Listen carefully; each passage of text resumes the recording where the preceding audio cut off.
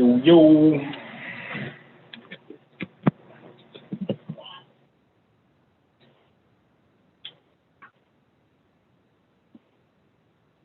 Give it to me in the chat.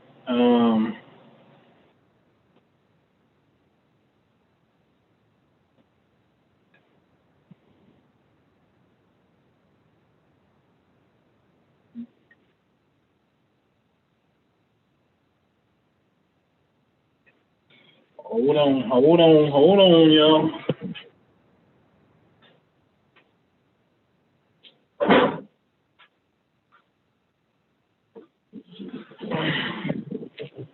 Yo, Crypto Princess, what up? Let me know if you can hear me. You got me? Right on point, man. Appreciate that. T. Bennett. I thought research shows that Lincoln was actually half black. Please correct me if I'm wrong. God, but I've been doing some research. Oh, yeah, but you know, that's true. They say he come from the Melungeons. And then you're going to hear people say he may have been racist. And yes, he was self-hating. You know what I'm saying? So, you know, spirit put it on me. I got to come and tell the truth. I got to come show. I'm in, it's a Mercury retrograde. I got to come go in the archives and show some PowerPoints that I've done. And just to have something on the record right here on YouTube, man, you know, because the game gets messed up. You know what I mean? And so the few that's in here, do me a favor, man, click thumbs up so we can hit the algorithm, alert our regular kinfolk, our regular family to come on through real fast. And I got an email that just went out through Zoom. You know what I'm saying? And we're going to get this party started pretty soon. You know? Oh, it's going to be a good one. That's a valid question, though. You know what I mean? It's a valid question. K-Money, what up? Tyron19, what up? You know what I'm saying? So the few that's in here, man, come on, man. Let's click the thumbs up, get this thing going and match the room. You know what I'm saying? They be doing. Let's just do the thumbs up and have a good session because we are in for a nice one today. We in for a nice one. You might as well get you something to drink.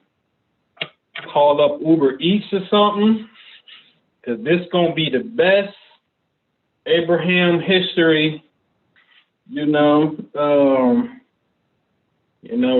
really think ever, man. I really like this subject matter right here. You know what I'm saying?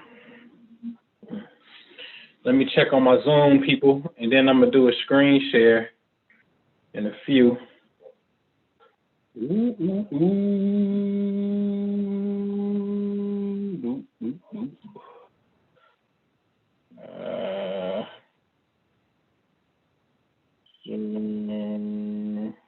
Screen. All right, ain't got to worry about that over there. All right. What up?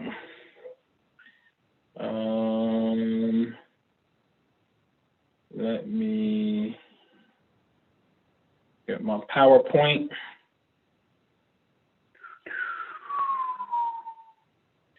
About to go in the bag. Ooh, this is going to be interesting here. All right. All right, man. Let me get ready to lay it down.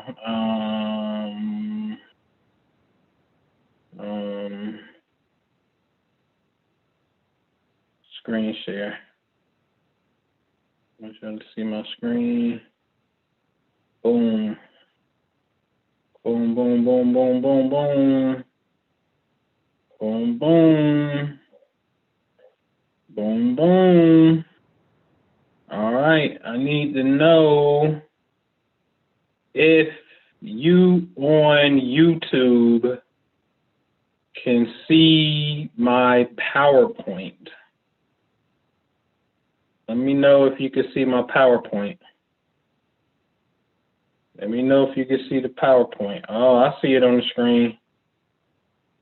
All right, man. So let me know y'all can hear me one more time. Y'all can see my PowerPoint. We get started. Hopefully we can blaze through this. All right. K Money, yes. All right. Cool. Yeah, I got you on the B-Day stuff. That's easy. That's easy peasy. All right. Where we at on the lights? Come on, man. See 11 y'all in here right now, the magic number. Come on, click a thumbs up so we can get started. All right. Let's go. All right. So this is old, man. I did this a year ago, well, earlier this year, back in February. It was a private joint. It wasn't out in the public domain. And now I'm putting it in the public domain. All right. The question back then was, did he free the slaves? And it was the art of war being explained, the true story of freedom. And I feel so heavily about it that, I have to use the most honorable Elijah Muhammad's quote that, he basically said, I'm the little boy that challenged the world of science to disprove just one word I say. And if you're able to condemn me as being false, one word that I teach here, I'll give you $10,000 out of my brother's vest pocket, and then I'll pay with my life for lying to you. So if I'm lying, do the same. Like, because what I'm saying is 100% actual fact, and not one thing will be an error. Not one. I'm just about to go through some speeches, some dialogue, give you some contrast, and then you make the decision from that particular point. All right? Don't even get into the priesthood being the two witnesses, man. Anybody want to debate that? We love to have a debate. In fact, we're about to start poking at some things to create some conversation, because we respectfully disagree with 99% of the dialogue that's out there as it pertains to the progression of the Black plight. Okay.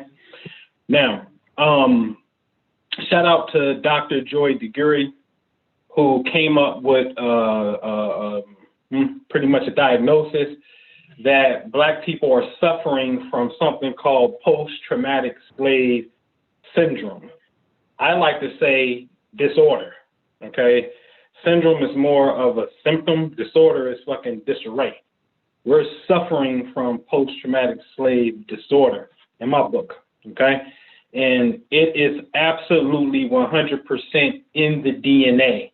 Now, I am going to show you how our viewpoint of slavery and racism, and now in Philly, you seeing cop kill somebody, brother who had a knife coming at him. It triggers all of that civil rights and slavery and the slave disorder gene that we have. And in truth, that gene is pretty much the reason why we are in poverty, in a sense, okay? So let's deal with something called explicit memories, also known as declarative memories, okay? These are memories of facts and experiences where you can consciously recall. They're processed by the hippocampus. So verbal information is stored in the left hippocampus, okay? Visual designs are stored in the right hippocampus. So infantile amnesia can't remember events before age 3. The hippocampus is one of the last brain structures to develop. And here's an example.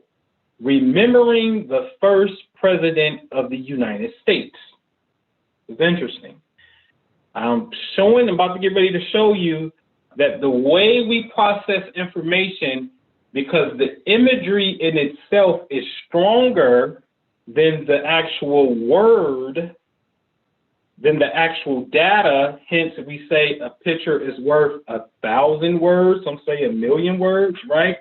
The image of slavery, police brutality outweighs factual information, and this will start to distort our memory about factual events that took place, explicitly here, about presidents, particularly Abraham Lincoln. Okay? All right. Now, when you see these kind of imageries in these events, you absolutely have to have a mature mind. In fact, you shouldn't even really look at them. You have to have a mature mind. You can't put this on 125th Street like my brother Sinetta does for years, and the average person walk past and sees that, and the average so-called person, person in the conscious community is talking about the evolution from this particular point. If you haven't showed how the brain is made, because imagery actually affects the brain. It does. That's a fact. The image affects the brain. And so if that's a fact, then we have to be able to show what have we created in the form of imagery that's a counter to that negative imagery that not only cancels that out of the past, but creates a better future for ourselves, a better present and better future based off imagery, since imagery by itself can affect the human psychology and DNA. Okay? Okay, that's the question. So when a person is aggravated, enraged, when they see these pictures, they're sending all kind of signals in the brain, and it's really attacking the hippocampus that's responsible for memories. Okay? Now, here goes some work that was done at the University of Massachusetts. Okay? Slideshow from current slide. Blow it up a little bit for you. Okay? And they said declarative memories, cortisol reactivity, which is a stress chemical, cortisol, and psychological symptoms in chronically abused girls. This is a study in girls, okay?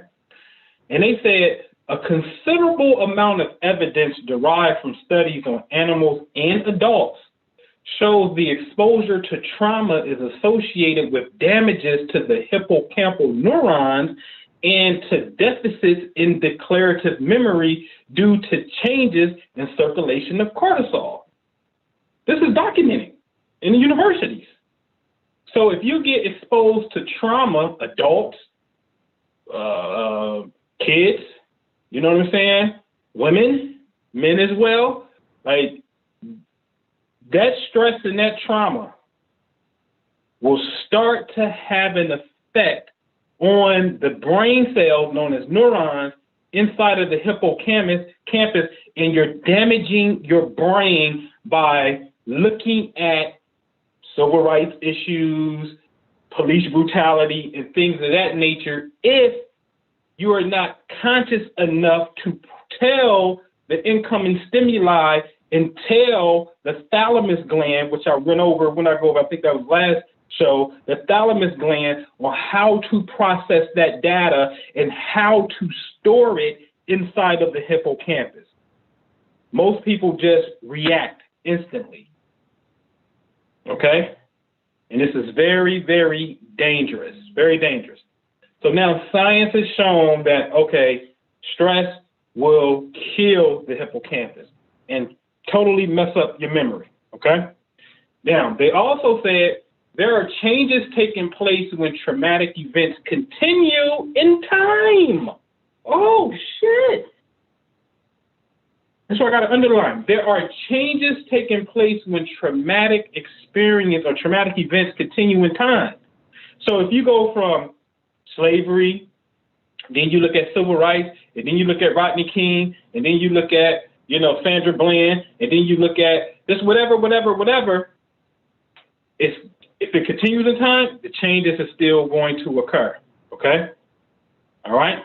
Then it says, specifically continue activation of a glucocorticoid receptors exerting an inhibitory negative feedback mechanism over the hippocampus and the hypothalamus and the pituitary glands in order to modulate subsequent hormone release and prevent prolonged release of cortisol. There are probably permanent changes, okay? So the parts of the brain that deals with making chemicals, the hypothalamus, the pituitary gland, known as the master gland that serves all of the chemicals, okay?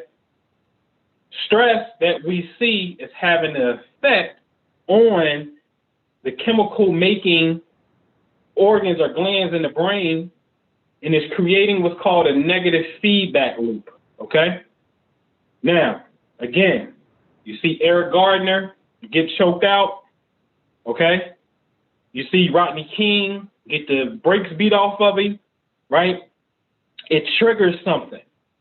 Abe Lincoln gets popped in the head, right? It triggers something, all right?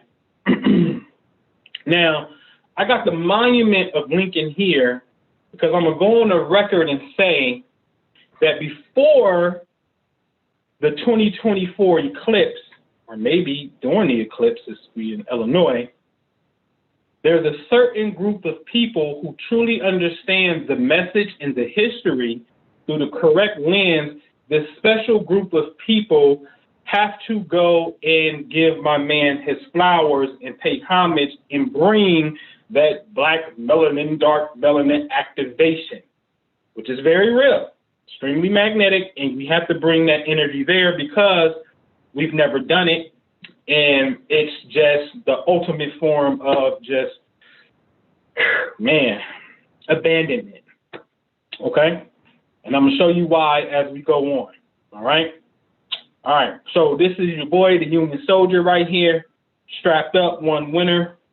Hold on, man.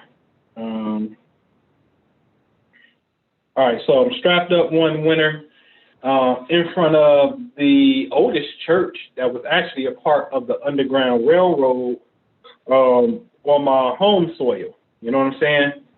So for me, I'm just saying, I was born in a place, man, where the energy of this topic was very real, and we say we care about the ancestors. I am telling you, I'm from a place where your ancestors, our ancestors, ran to for the sake of freedom and actually obtained the freedom on the soil. So the freedom fighter in me comes from directly from this particular spot, all right? All right. Now, when we look at the black and white issue, all right, and shout out to Ruby Red, because I was feeling red today already. You know, I'm like, it's Tuesday, Mars Day. Let's go give them some heat today, Noble. Give them some heat. All right.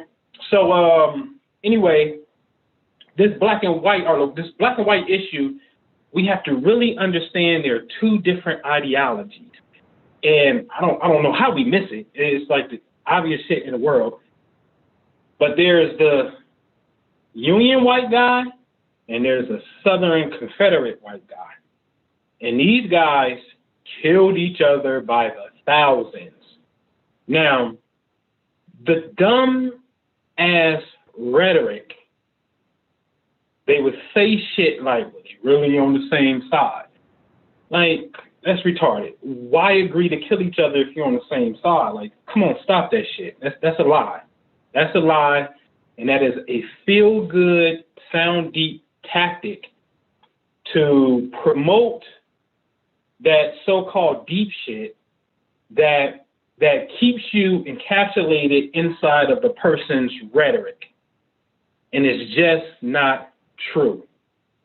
They don't have to agree to kill each other by the thousands in order to be on the same goddamn page, man. It's just not true. Okay? and let the record show, again, especially the black man, did not stand up, and everybody was Nat Turner, and everybody was a replica of the energy that took place in Haiti and had a successful slave rebellion and got free on this soil. Nope. Black man was scared to motherfucking death, and Harriet Tubman became the most successful person out of that particular period of time, a woman. So let's be real clear, Mr. Black Man, today, that we come from a potentially, that's your lineage of the South, if you want to claim that, in that sense, we come from a generation of cowards, okay?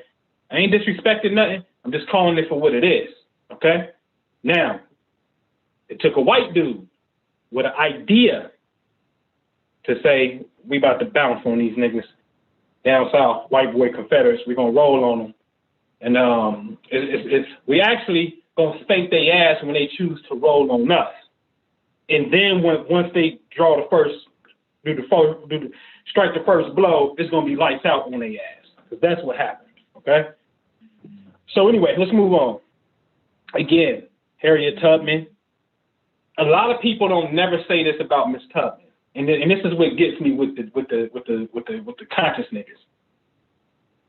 Why don't nobody ever highlight the fact that Harriet Tubman was a Union soldier? She was a spy for the Union Army.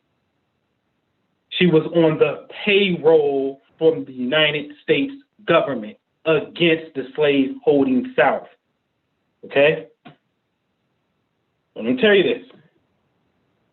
So then we get into this whole Black Indian thing, and I ain't put that slide here, back up to Harriet Tubman. Go Google Colonel James Montgomery, and you're going to see he's from Ohio, and he gave Harriet Tubman weapons.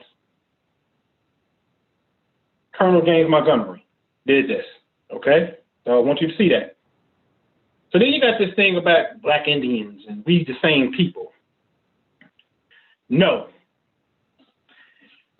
That doesn't mean that Africans and Native Americans didn't intermarry and interlock and have kids with one another. Sure, absolutely, without a shadow of a doubt. This is why you say, oh, some of my family Cherokee, Blackfoot, and things of that nature, right? But there's another part of history that I don't know, we choose to ignore it, where we're not looking at it. But in 1842, there was a slave revolt against the Cherokee. The Cherokee had Black slaves, okay? A group of 20 African-American slaves owned by the Cherokee escaped and tried to reach Mexico, okay? Hold on, I'm about to go get it. I ain't gonna leave no stone unturned on this. Where is that on my drive, man? That may be under treaty, maybe? I don't know why that don't never pop up when I do that. It's 1860, there we go. 1866 treaty, okay? Now watch this. This is on the record. The 1866 treaty, all right, that deals with the Treaty of the Choctaw and the Chickasaw, okay? Why in Article 2, the Choctaws and Chickasaw hereby covenant and agree that henceforth neither slavery or involuntary servitude, otherwise than in punishment of a crime whereof the party shall be duly convicted in accordance with the laws applicable to all members of the particular nation, shall ever exist in said nation. You may say, well, they're talking about each other. Oh, you think so? You think so? How about Article 4? The said nations further agree that all Negroes, not otherwise disqualified or disabled, shall be competent witnesses in all civil and criminal suits and proceedings in the Choctaw and Chickasaw courts. I'm telling you these, let me see something here.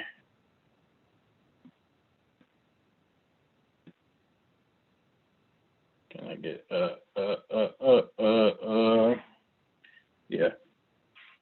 All right. So these people here, again, Choctaw, Chickasaw, they had to be told about slavery, okay?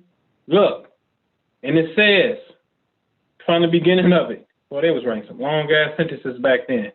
But anyway, you have to give all persons of African descent resident in the said nation at the date of the Treaty of Fort Smith and their descendants heretofore held in slavery among said nations, all the rights and privileges and immunities, man. Okay? So the Choctaw, the Chickasaw, the Cherokee, they had black slaves. Okay? Not going to tell me they didn't. They did. All right? Okay. Now, let me get back to this. So you will see, like this sister, Lincoln was a racist. So Missouri State University Black Lives Matter activists are demanding that Abraham Lincoln image be removed from all U.S. currency and public buildings, citing statements Lincoln made to Frederick Douglass, proving that the 16th president was a racist. Somebody called it right. This poor girl has no idea how Abraham Lincoln sacrificed politically in order for her to have the right to attend publicly funded colleges. And he's correct. But you will see this because people take sound bites and clips. And I'm going to show you these clips that they're taking, these little excerpts of speeches, and they try to frame it like Lincoln was a racist. So here go one of them. My paramount object in this struggle is to save the Union. And it's not either to save or destroy slavery. This is what, and they stop right here. Remember this, they stop right here. This is their first line. They only got two things they're going to go to. The person that says Lincoln is a racist is going to go to two things. They're going to go to a Horace Greeley letter, which is, this is what he said. And we're going to look at that letter. And then they're going to go into the 1858 debates that Lincoln had, where he said that he believed that he is of the white race that is superior to the black race, okay? And we're going to look at that. So then you'll hear Lincoln turn right back around and say something like, whenever I hear anyone arguing for slavery, I feel a strong impulse to see it tried on him personally. Huh? What do you mean? So you telling me you wasn't really for slavery, you was just doing it for the Union, but then you got some speeches that say, well, shit, Mr. White Man, you want slavery? Well, let somebody put you in slavery and see how you will like it. That don't sound like somebody that is pro-slavery and racist, okay? Now, here's the other speech. I have no purpose to introduce political and social equality between the white and black races. There is a physical difference between the two, which in my judgment will probably forever forbid their living together upon the footing of perfect equality, and is as much as it becomes necessary that there must be a difference. I am in favor of the race to which I belong having the superior position. Ooh, who took that bait? My dear minister took that bait, and that's okay. This ain't no knock on nobody. I'm just saying facts are facts. As Abraham Lincoln said, if there has to be a superior position, he would rather that superior position be assigned to the white race. Let's go back for a minute. I am in favor of that race to which I belong having a superior position. Okay. So that superior position must be protected by those who believe in white supremacy, and they will do anything in their power to make sure that that position will always be throughout the generations. Okay. We're going to test that. I think the authors of that notable instrument, the Declaration of Independence, intended to include all men. We're going to look into that. The Declaration of Independence, because that would be his foundation and cornerstone for his argument that black people should be free. He's going to use the Declaration of Independence as the cornerstone. So in one breath, you're saying, well, I'm of the favorable race, the white race is more powerful, we're in a superior position. And then the next breath, you're saying, wait a minute, the Declaration of Independence is for everybody. What's going on here, ladies and gentlemen? Okay, I'll tell you what's going on. Man's two-faced on purpose. I will say then that I am not nor ever have been in favor of bringing about any way the social and political equality of the white and black races, which I just read, okay? It's the same thing, all right? But then this is the same man that says this: I do order and declare that all persons held as slaves within said designated states and parts of states are and henceforward shall be free. Okay? They actually forgetting it's forever free. And then he says, I couldn't be two-faced. If I had two faces, I wouldn't wear this one. Abraham Lincoln was playing a two-faced game. And his opponent, as I'm going to prove, ladies and gentlemen, his opponent, Judge, as Abraham Lincoln referred to him, Stephen Douglas called Abraham Lincoln out that you're being two-faced, Mr. Lincoln. You say one thing over here and say the complete other over here. And I want you to note that although Stephen Douglas is a senator, Abraham Lincoln never refers to him as Senator Stephen Douglas. He always refers to him as Judge. Why does he do that? Because when Douglas was a judge in Illinois and Lincoln became an attorney from the law, a judge is supposed to know better. So he is appealing to his intellectual side. That's why he never refers to him as senator. Okay? Gotta watch him. So let's deal with point one, the Greeley letter. My paramount object in this struggle is to save the Union, and is not either to save or destroy slavery. That's going to be the argument. See, Abraham Lincoln do not do it for the slaves, brother. He did it because it was all about the United States greed and power that they wanted to have up north and ultimately the world, brother. Okay. So let's look at this letter that reached the mansion on August 22nd, 1862. Interesting date. You had the American eclipse that year, August 21st. Same pocket, known as the American eclipse. So now you see, listen, man, don't think just because I do a different subject matter that you ain't gonna get a goddamn astrology lesson. You better know it. If you know me by now, I'm gonna always show you the parallel. Okay? So don't let the titles fool you. All right? So Horace Greeley, we're just gonna get to the highlight. You know, he's asking him the question about the war. And this is what Lincoln says, man. And I'm gonna go to the first part. I will save the Union. I will save it the shortest way under the Constitution. The sooner the national authority can be restored, the nearer the Union will be the Union as it was. That's interesting. If there be those who would not save the Union unless they could at the same time save slavery, I do not agree with them. If there be those who would not save the Union unless they could at the same time destroy slavery, I do not agree with them. My paramount object in this struggle is to save the Union, and it is not either to save or destroy slavery. And that's the quote that people say. See? But watch the very next sentence, ladies and gents. If I could save the Union without freeing any slave, I would do it. And if I could save it by freeing all of the slaves, I would do it. And if I could save it by freeing some and leaving others alone, I will also do that. What I do about slavery and the color race, I do because I believe it helps to save the Union.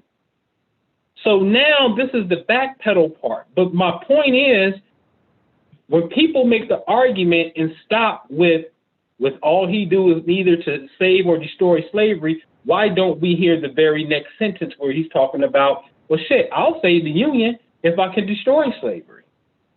And first of all, if you just go back up and listen, he just said, if there be those who would not save the Union unless they could at the same time save slavery, I do not agree with him. Y'all see that? He said, if there be those who would not save the Union unless they could at the same time save slavery, I do not agree with him. And then he'll turn right back around and say, if I could save the Union by freeing all of the slaves, I would do it. You see how he is? Okay? This is the same man who is going to write a proclamation of emancipation, the Emancipation Proclamation, the very next month after talking to Greeley, talking about the slaves will be free. You don't believe me? Now watch this. You will see that in the Library of Congress, you see the hyperlink, Library of Congress.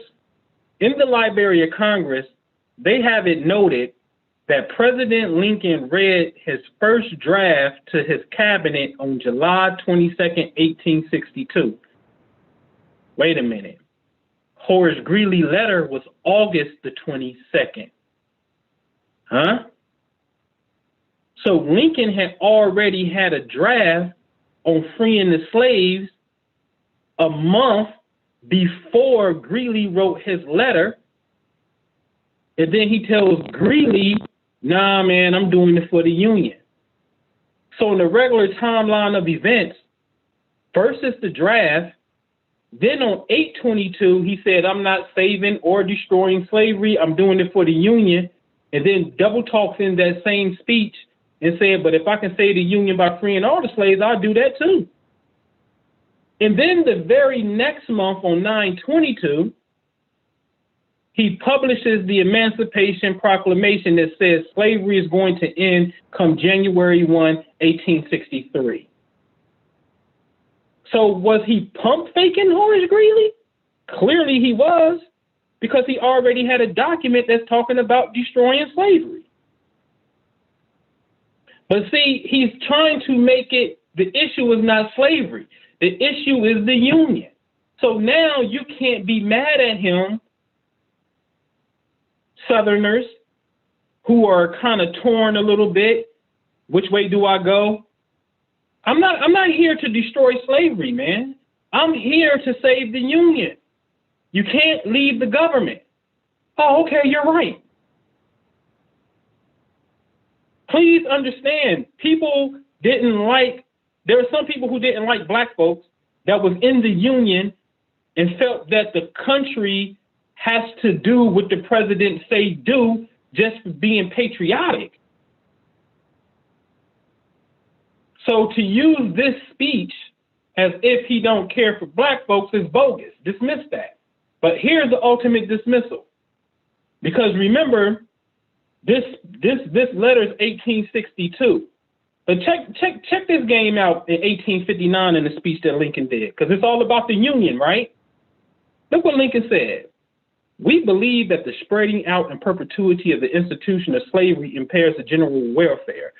We believe, nay, we know that this is the only thing that has ever threatened the perpetuity of the Union itself. Hold on. What is the only thing that threats the Union? Slavery. This is 1859, 3 years before the letter to Horace Greeley. See, if the internet was out back in Abraham Lincoln's time, they would have had his ass. They would have had him. Right? So you make this speech and says, hey, man, the only thing threatening the Union is slavery. So then when you get called on it and you say, no, I'm doing it for the Union, then what are you doing? Why are you doing it for the Union? Because of slavery. The boy was a genius. Okay? Point number 2, the superior race. Remember, he's in favor of, as you can see pretty much in the last sentence, right?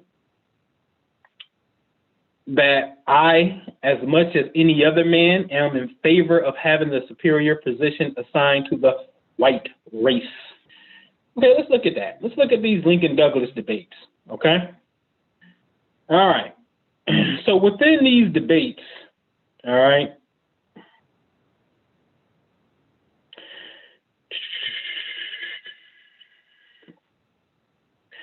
look right here in the second, starting with the second sentence. I will say then that I am not, nor never have been in favor of bringing about any way the social political equality of the white and black races. It's the same speech all over again, right?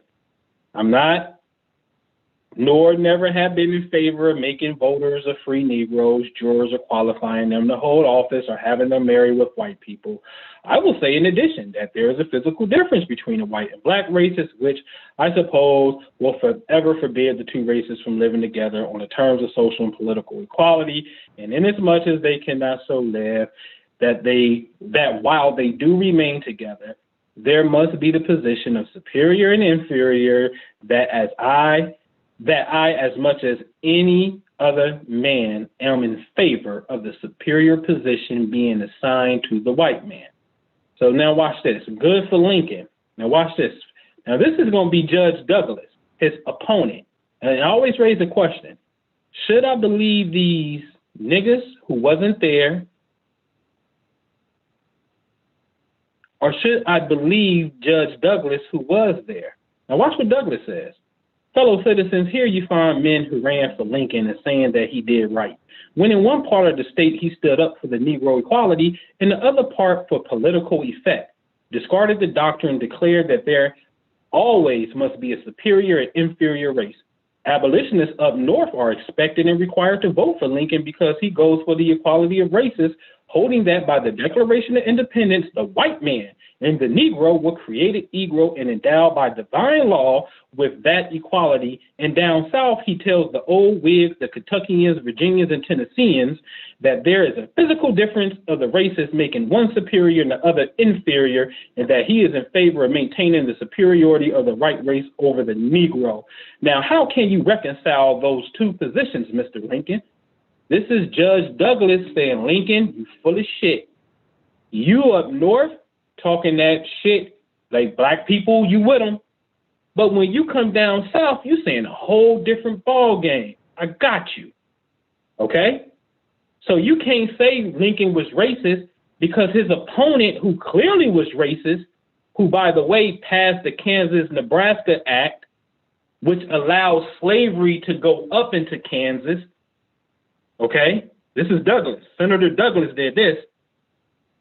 They totally got rid of the Missouri Compromise, which said no slaves are allowed above 38 degrees north latitude, was the Missouri Compromise. A part of the Missouri Compromise said, Missouri, you want to come in as a slave state? Okay. Maine, you're a new state, you're going to be free. So we've been checking this slavery shit way before Abraham Lincoln, bro. For real, we've been checking it at the inception. As soon as the United States gained their independence, they've been checking slavery and dealing with it in a three-part phase. But that's another conversation. Okay? So Douglas literally passes the Kansas-Nebraska Act and say, yo, bump what y'all saying. We can take slavery into the Western Territory, and it's up to the states to decide, not the federal government. So Douglas did not see Lincoln as a fellow racist. He saw Lincoln as a black supporter and was calling him, which I'm going to show you, a black Republican, because they love the black race so much, that he's down with them and he's trying to pump fake y'all for the vote when he come down here talking that slick shit like we be talking. Okay? I'll show you this. So Double Dillon, the sixth debate. Okay? Come on, get out of my way here. Let's go to, this is the third debate. Let's go to the sixth debate right here. The sixth debate happened in Quincy, Illinois on October 13th. Okay?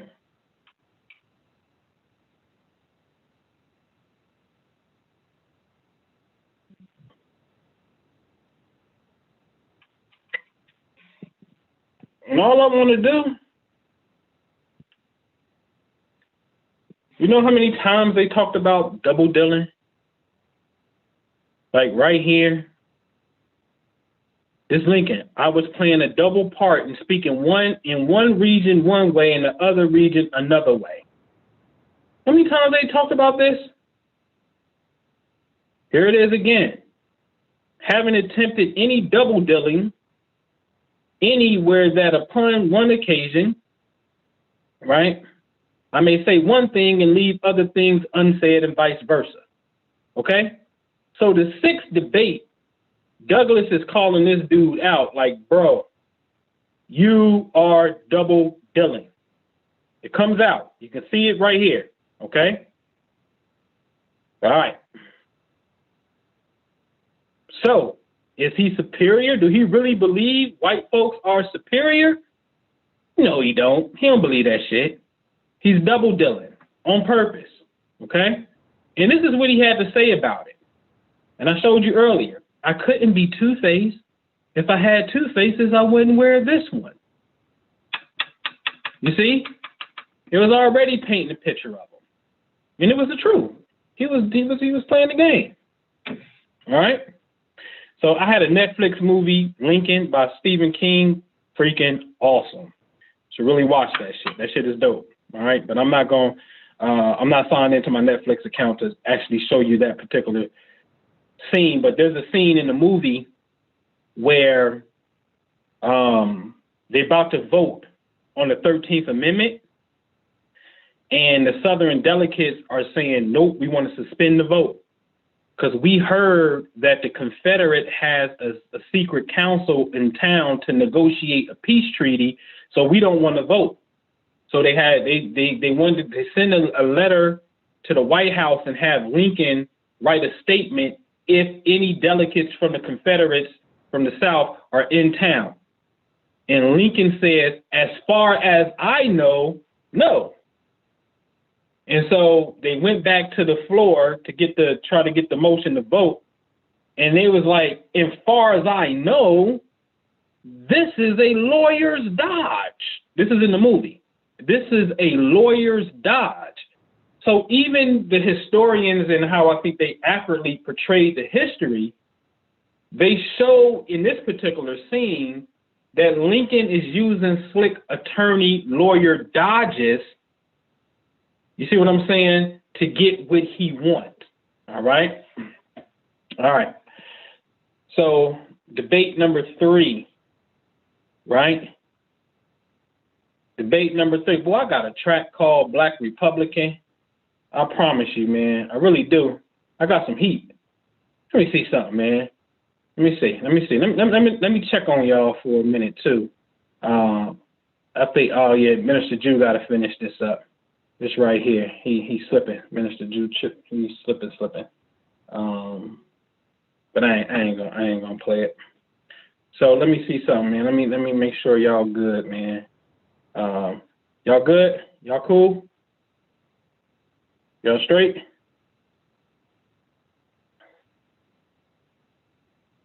Let me know y'all good.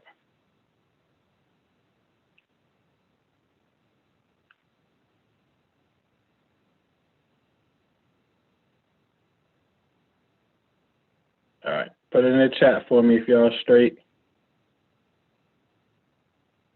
My YouTubers, y'all straight? Then let me go check out my people over here. You good, Vincent? You straight? That's dope. All right. Cool. All right. So let me get to it. All right. So debate number 3.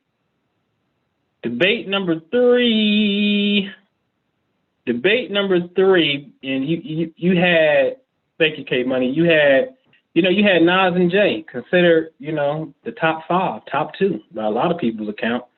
You know what I'm saying? Very interesting. They came out with Black Republican. You know what I mean? Very interesting.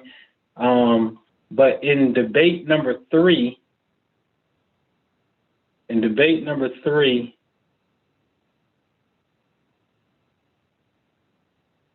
if we type in the word Black Repub, you see the Black Republicans, right? They're talking about one dude, Matney is now a Black Republican, right? The Black Republican Party had nobody else, right? This is Douglas talking. The Black Republican Party, as declared by their conventions in the portion of the state which he depends to elect them, right? And this is very interesting. When I reminded him that I attended bringing him into Egypt, see, now this gets you Black Power African niggas in this thing. You see, but it ain't that Africa over there, which I said before. All right. But Mr. Lincoln does not want to be held responsible for the Black Republican doctrine of no more slave states. This is Douglas, his opponent, his adversary, is calling this whole thing Black Republican. So you like, you ain't one of us, nigga. You a black Republican, okay? All right. So now let's go to. Oh, this shit's getting up there. Hold on, y'all. So here goes a couple speeches by Lincoln. You know I dislike slavery, and you fully admit to the abstract wrong of it. It's a letter of Joshua Speed.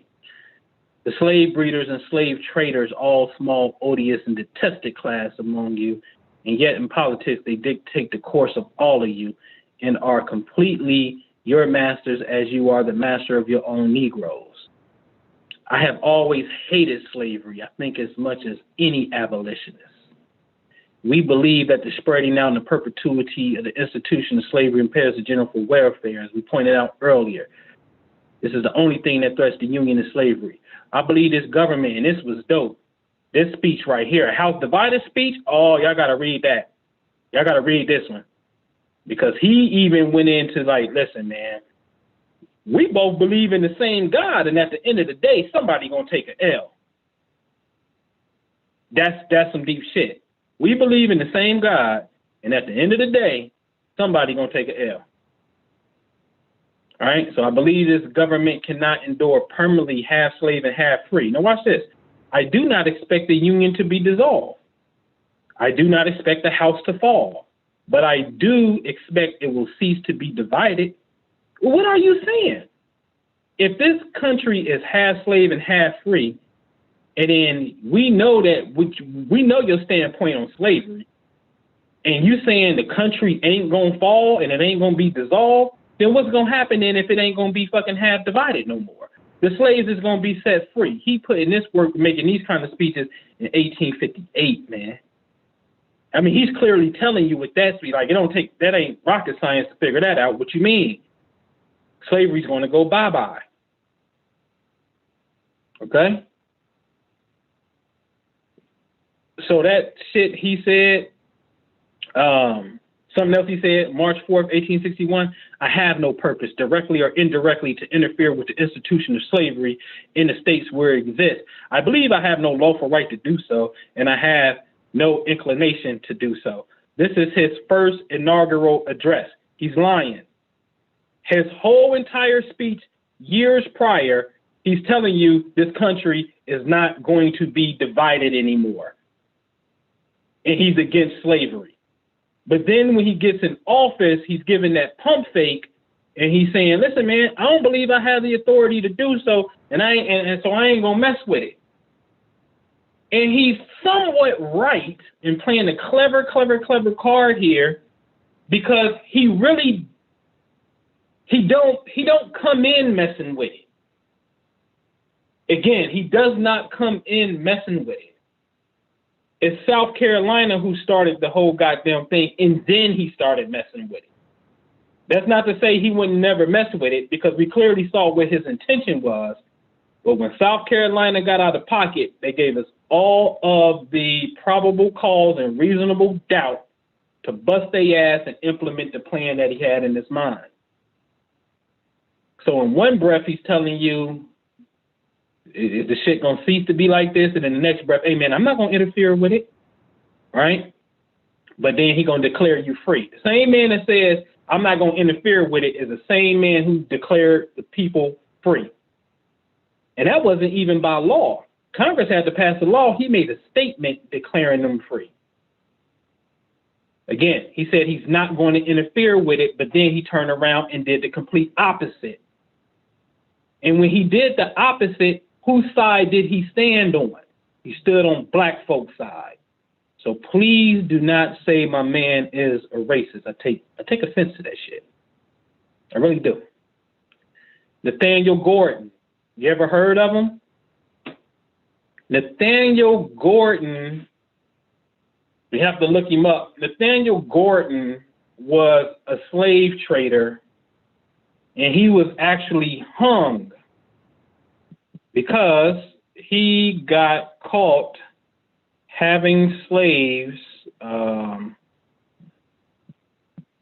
when you weren't supposed to have slaves. Okay?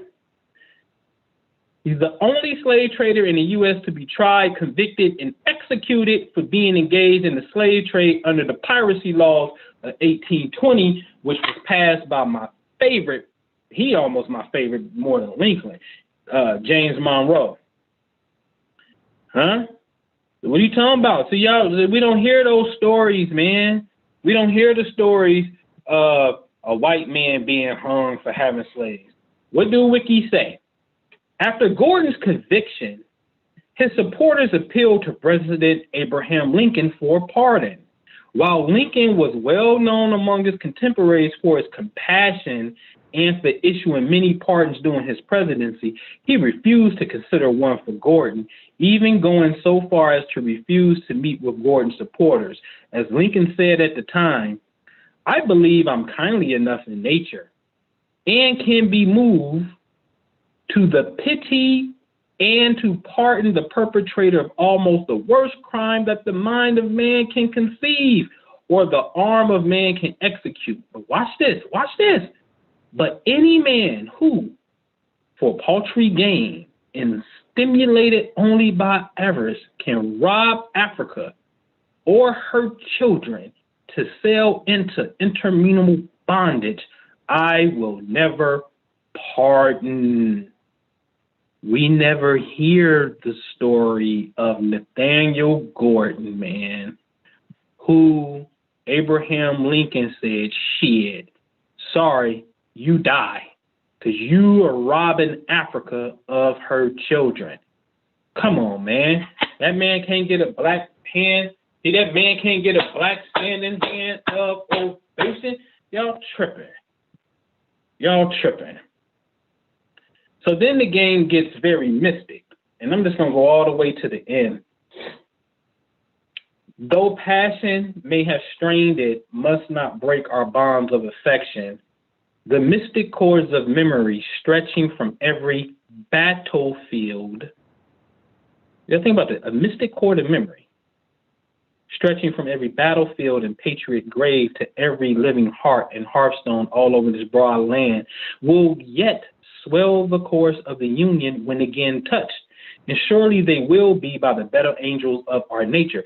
So he's making a reference that there's some invisible cord of memory that is connecting people in the graveyard or historical dates of the past is going to parallel with the present.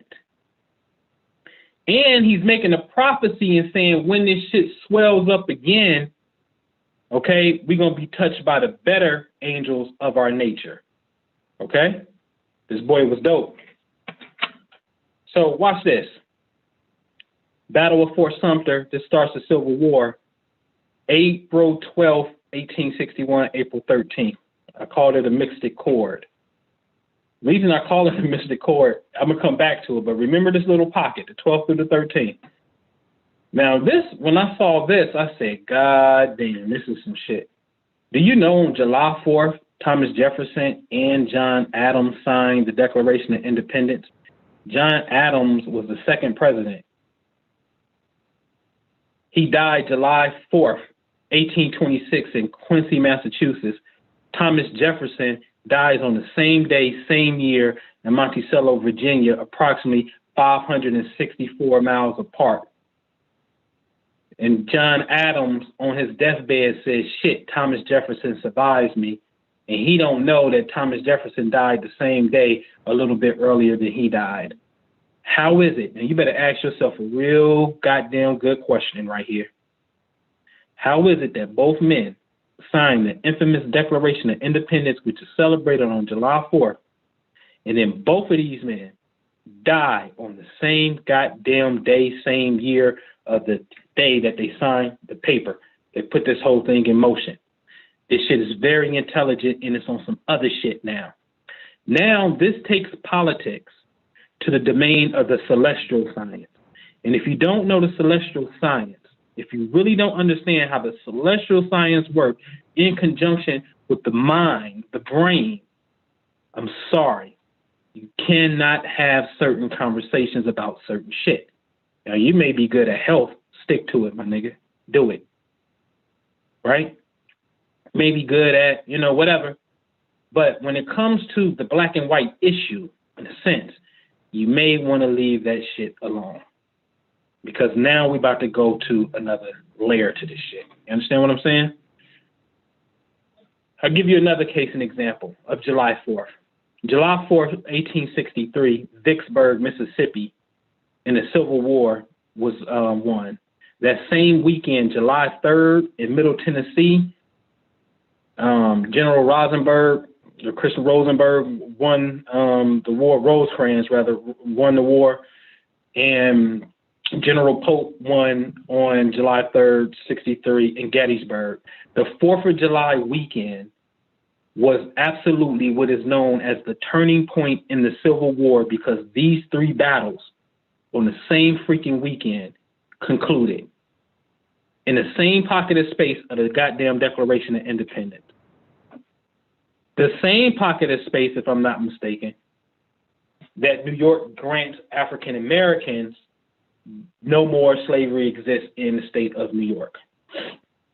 Okay? And Vicksburg was started in the month of May. Vicksburg had been taking place for damn near 2 months already before it concluded, while Gettysburg was a weekend fight. So why did they have to conclude on the same weekend? It's because it's a mystic chord of memory.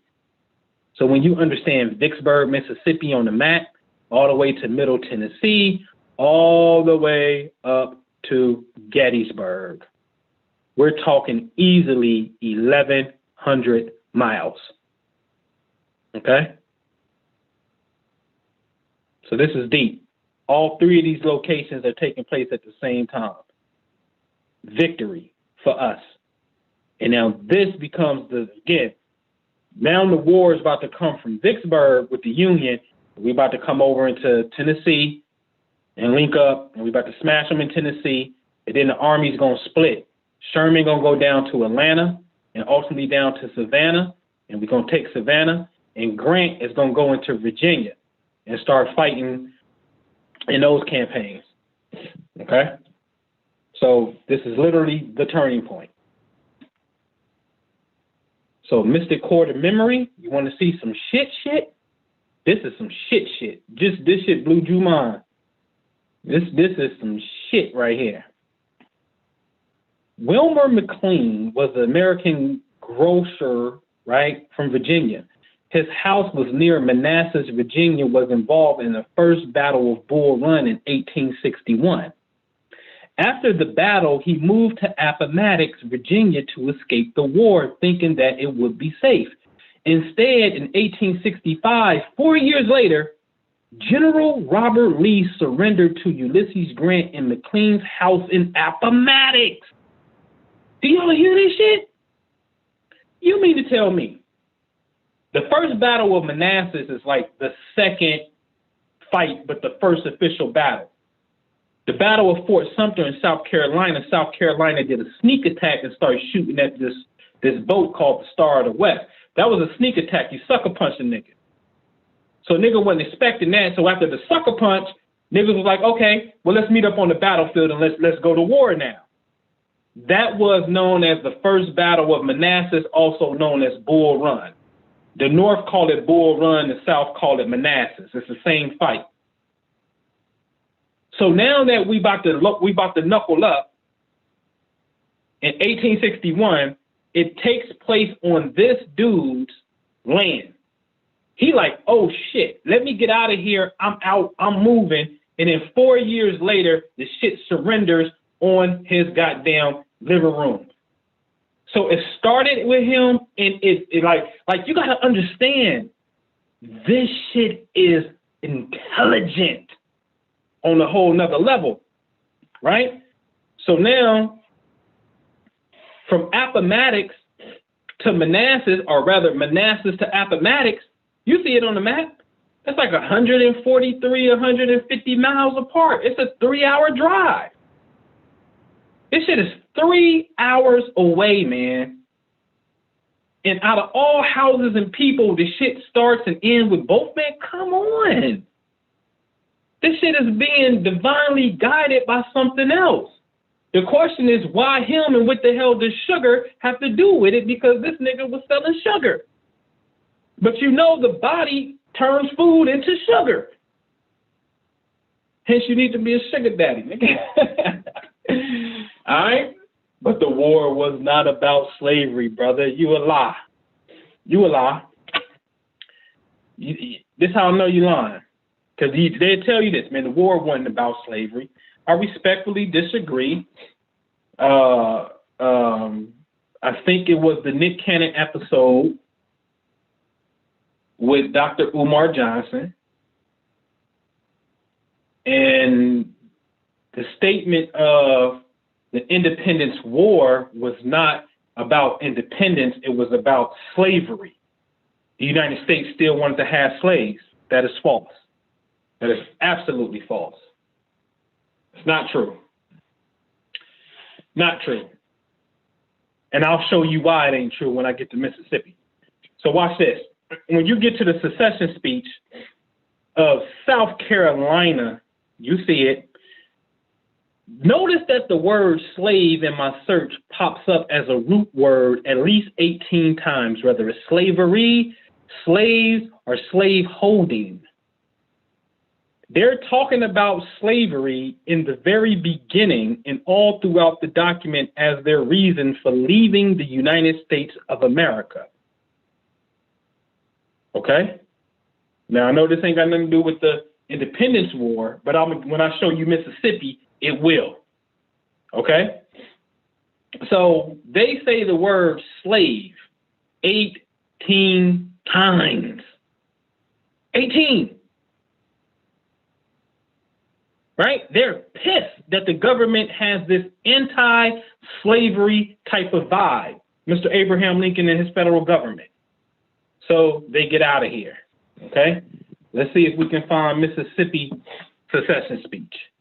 Whoa, they ass get good. They get good. Mississippi said, man, can't nobody bear the heat of the sun better than black folks.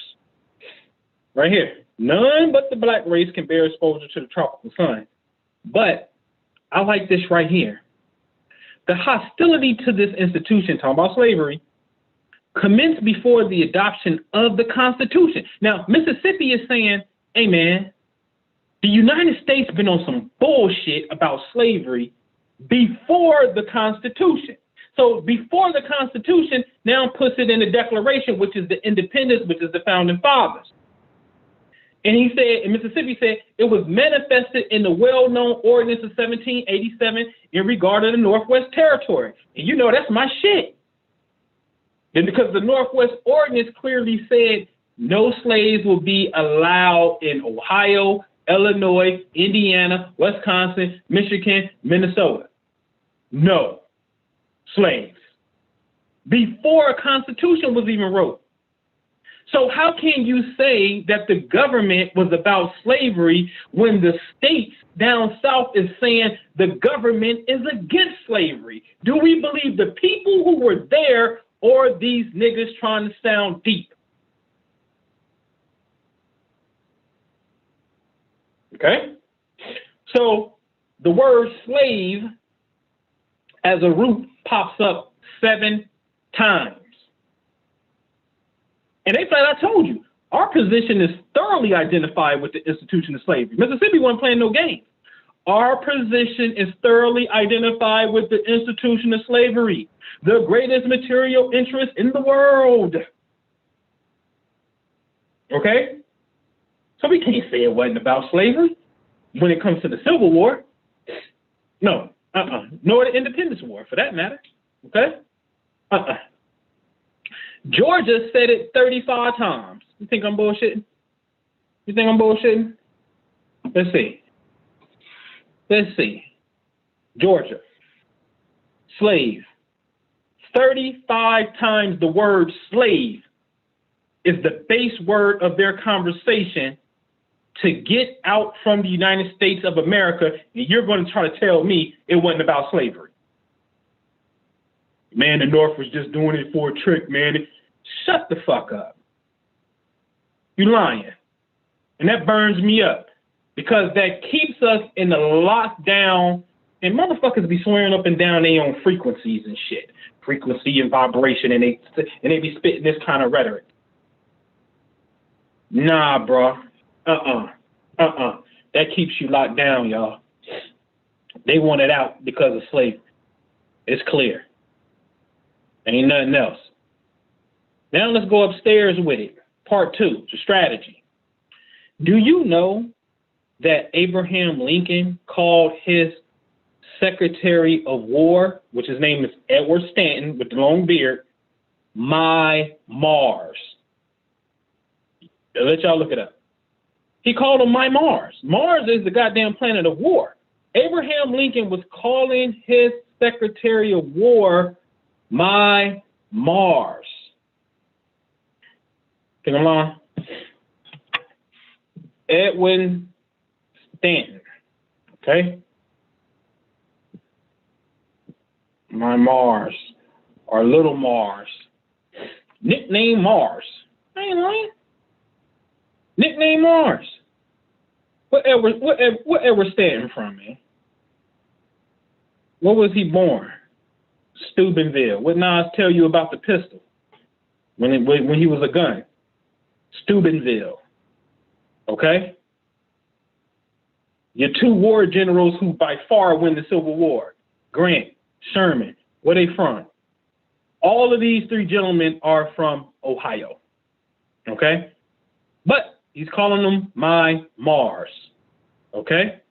Now, start looking at the history of what Lincoln did. 1861, Civil War. 1862, he passed the Homestead Act. Do you know in the Homestead Act, white men who were in rebellion, i.e. the Confederates, were not allowed to have land west of the Mississippi River. But black men who were already freed, who had their free papers, they could own land. There's nothing in the 1862 Homestead Act that is barring black people that are free from owning land. The freedmen can own land. White people who were in rebellion could not own land. The Homestead Act, while in war, was a political military measure to start taking the land from the goddamn Confederates and getting new land so the Confederates couldn't even get none. Then 1863 became the Emancipation Proclamation, all slaves are free. And then 1864, it became law. Remember, I said the Mystic Chord that happened on 4/8. Remember that date. And then 1865 became the Freedmen's Bureau. Okay? So he was laying down political shit that dealt with us. All right? This is the 37th Congress. The 37th and 38th Congress was some beasts. All right? I got to figure out why I got that there. Oh, this is the Homestead Act. Be it enacted by the Senate and House of Representatives of the United States of America, any person who is head of a family or who has arrived at the age of 21 years and is a citizen of the United States, or who shall have filed his declaration of intention to become such as required by the naturalization laws of the United States, and who has never borne arms against the United States government or given aid and comfort to its enemies, i.e. Confederates, shall from and after the 1st of January 1863, same year as the Emancipation, be entitled to enter 1/4 section or less quantity of unappropriated public lands. Come on, man. He's going to make this the law the same freaking day the emancipation goes into effect. So he was understanding freedom and land. Come on, man. Y'all got A twisted. We know the proclamation. We know what happened with the 13th Amendment. And listen, man, I respectfully disagree with, what's my sister's name? Joy, who did the 13th. Because they act like the 13th Amendment is a goddamn trick to mess up niggas, and that's just not true. Slavery nor involuntary servitude, except as punishment of crime. So now the argument is when we get in trouble, we back in slavery. But they tell you what the trouble is. They tell you what trouble meaning don't break the law. They tell you what the law is, and then you got white folks that's in the same situation like they get paid 25 cents an hour when they go to jail too. Like, what are you talking about? You understand what I'm saying? So if we want to make an argument and say no citizen should be, treated like that when they behind the wall and they should get a better compensation plan, okay, fine. But don't act like that's some goddamn plan. How weak of a plan would that be? Okay, y'all free, but if y'all get in trouble, we're going to put y'all back in slavery. Like, that's the whole ass plan. Like, oh, damn, y'all went from whipping people with whips and, you know what I mean, with force to, oh, I got to wait for them to get in trouble. God damn it, shit. I got to wait. That's weak. The infrastructure is falling down, man. You understand that? So you got to watch people telling these narratives from a victim mentality. It's sickening. All right? I'm going to speed this up, man. Abraham Lincoln and them, man, we never hear about the Freedmen's Bank, man. We had a bank, ladies and gentlemen. I ain't bullshitting you. You never hear about it, though. The Freedmen Savings Bank and Trust Company. At one time, Frederick Douglass was the president of the goddamn bank. And General Rufus Saxton, he established, as you see, the Beaufort Military Savings Bank, later known as South Carolina Freedmen Savings Bank. This was a general in the war, so salute to General Rufus Saxton. General Benjamin Butler established a bank in Norfolk in the mid-1865 for the Free Labor Bank in New Orleans. Man, you had some generals that was getting us banks, man. But we don't never hear that side of the story, right? And then in the Obama administration, our bank used to be right here in this building across the street from the Treasury, known as the Treasury Annex Building. And this is the site of where the bank is at. And then the Obama Secretary of Treasury, if I'm not mistaken, renamed the building the Freedmen's Savings, or the Freedmen's Building. So on January the 3rd, I took to the Senate. This is me in a communication with Catherine Scott at the Senate. And I asked her about the bank. She said, I searched the Congressional Globe and found Senator Henry Wilson of Massachusetts did introduce Bill Senate number 443 on February 13th of 1865 to incorporate a Freedmen Savings and Trust Company. This is why I tell you Massachusetts go hard in the paint. I have attached that page from the Globe as well as few subsequent mentions of the Savings and Trust Company. As you noted, Wilson's bill was referred to Senator Sumner's Committee on Slavery and Freedmen, and Sumner did help ensure its passage. Here's the link to the page. Sumner was from Massachusetts as well. Okay? But these dudes gave us a bank, man. And there go the bill from the newspaper. Mr. Wilson asks by anonymous consent obtain leave to introduce a bill, Senate number 443, to incorporate the Freedmen Savings and Trust Company, which was read twice by its title, referred to the Select Committee on Slavery and Freedmen in order to be printed. Okay? Facts, man. Facts. Now, I found something very interesting, ladies and gentlemen. Very interesting. This is why I don't be tripping and worried about nothing. Henry Wilson was born on 2/16. He got married on 10/28, which is tomorrow. And then he died on 11/22. Now, I'm going to tell you something. 2/16 is my birthday. 10/28 is my son's birthday. And 11/22 is my mama's birthday. I'm going to say that shit again. I want you really, like, for me to figure this shit out and get on the trail, and then I go looking, this man and I have the same goddamn birthday. He marries on my son's birthday, and then he dies on my mama's birthday. See, didn't Abraham Lincoln tell you about the mystic chord of memory?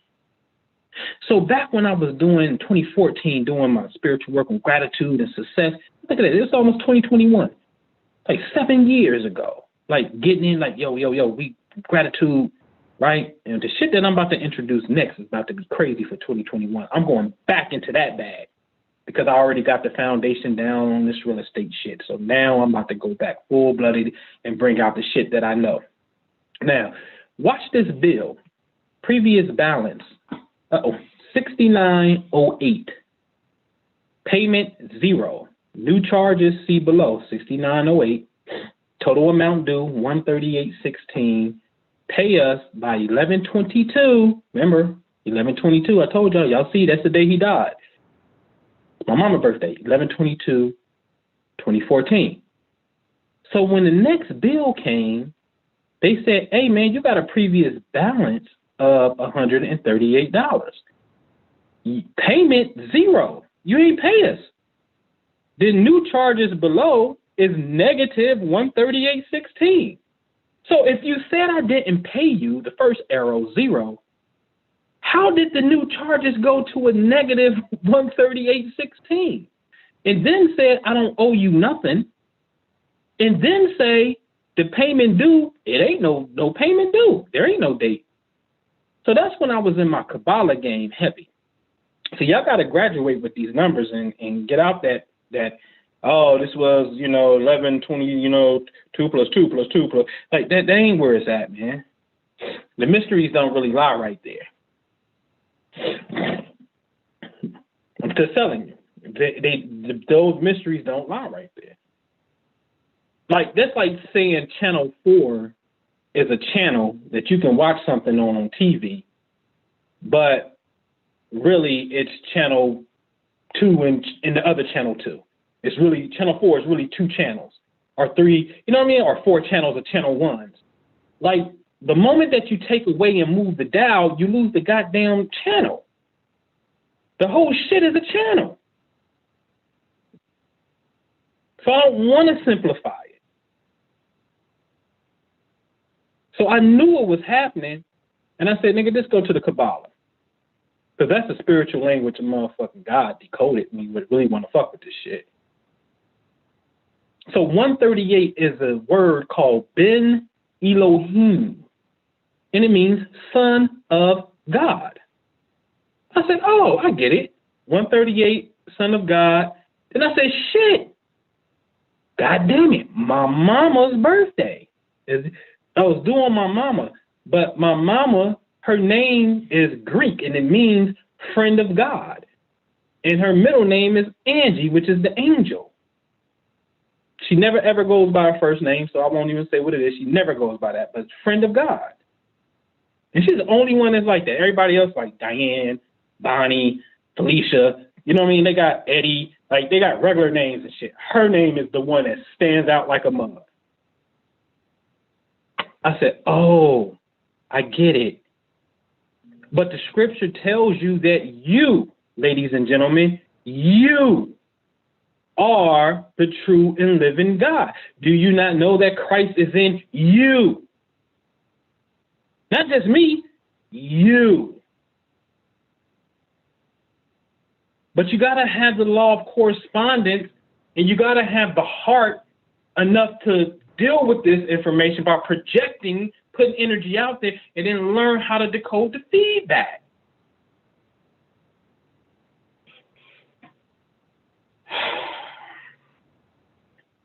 Freedmen's Bank building in January 7, 2016. Again, Secretary, they renamed the building of the Treasury Annex, the Freedmen's Bank building.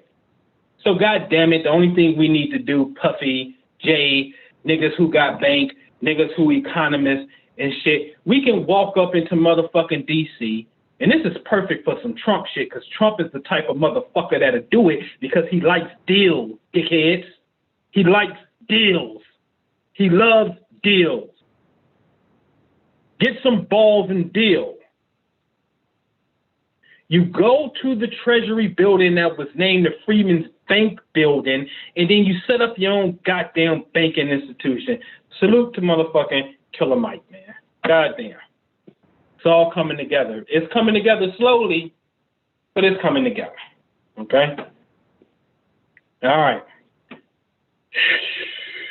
I ain't gonna even get into the spiritual shit. All right, I ain't about to do it. But to accept and be at peace with God, one must solve the black and white issue. I'm gonna say that again. To accept and be at peace with God, one must solve the black and white issue. I'm gonna tell you the problem that we have here, and the Holy Quran nails these motherfuckers perfectly. The Holy Quran says there's three types of individuals. A believer, they good. A motherfucker who don't believe, fuck it. They good because they flat out tell you, I don't fuck with it. I don't believe in God. But then you got another motherfucker, and this always baffled me. This person says they believe, they do shit like go to church, make the contact prayers, act like they believe, but they don't know that they really don't believe. But they do shit like they believe. And that shit blows my mind every time I think about it. Because you're telling me, Holy Quran, that there is literally a group of people who think they consciously believe, but unconsciously they don't know that they don't believe. And that is majority of these niggas out here in humanity.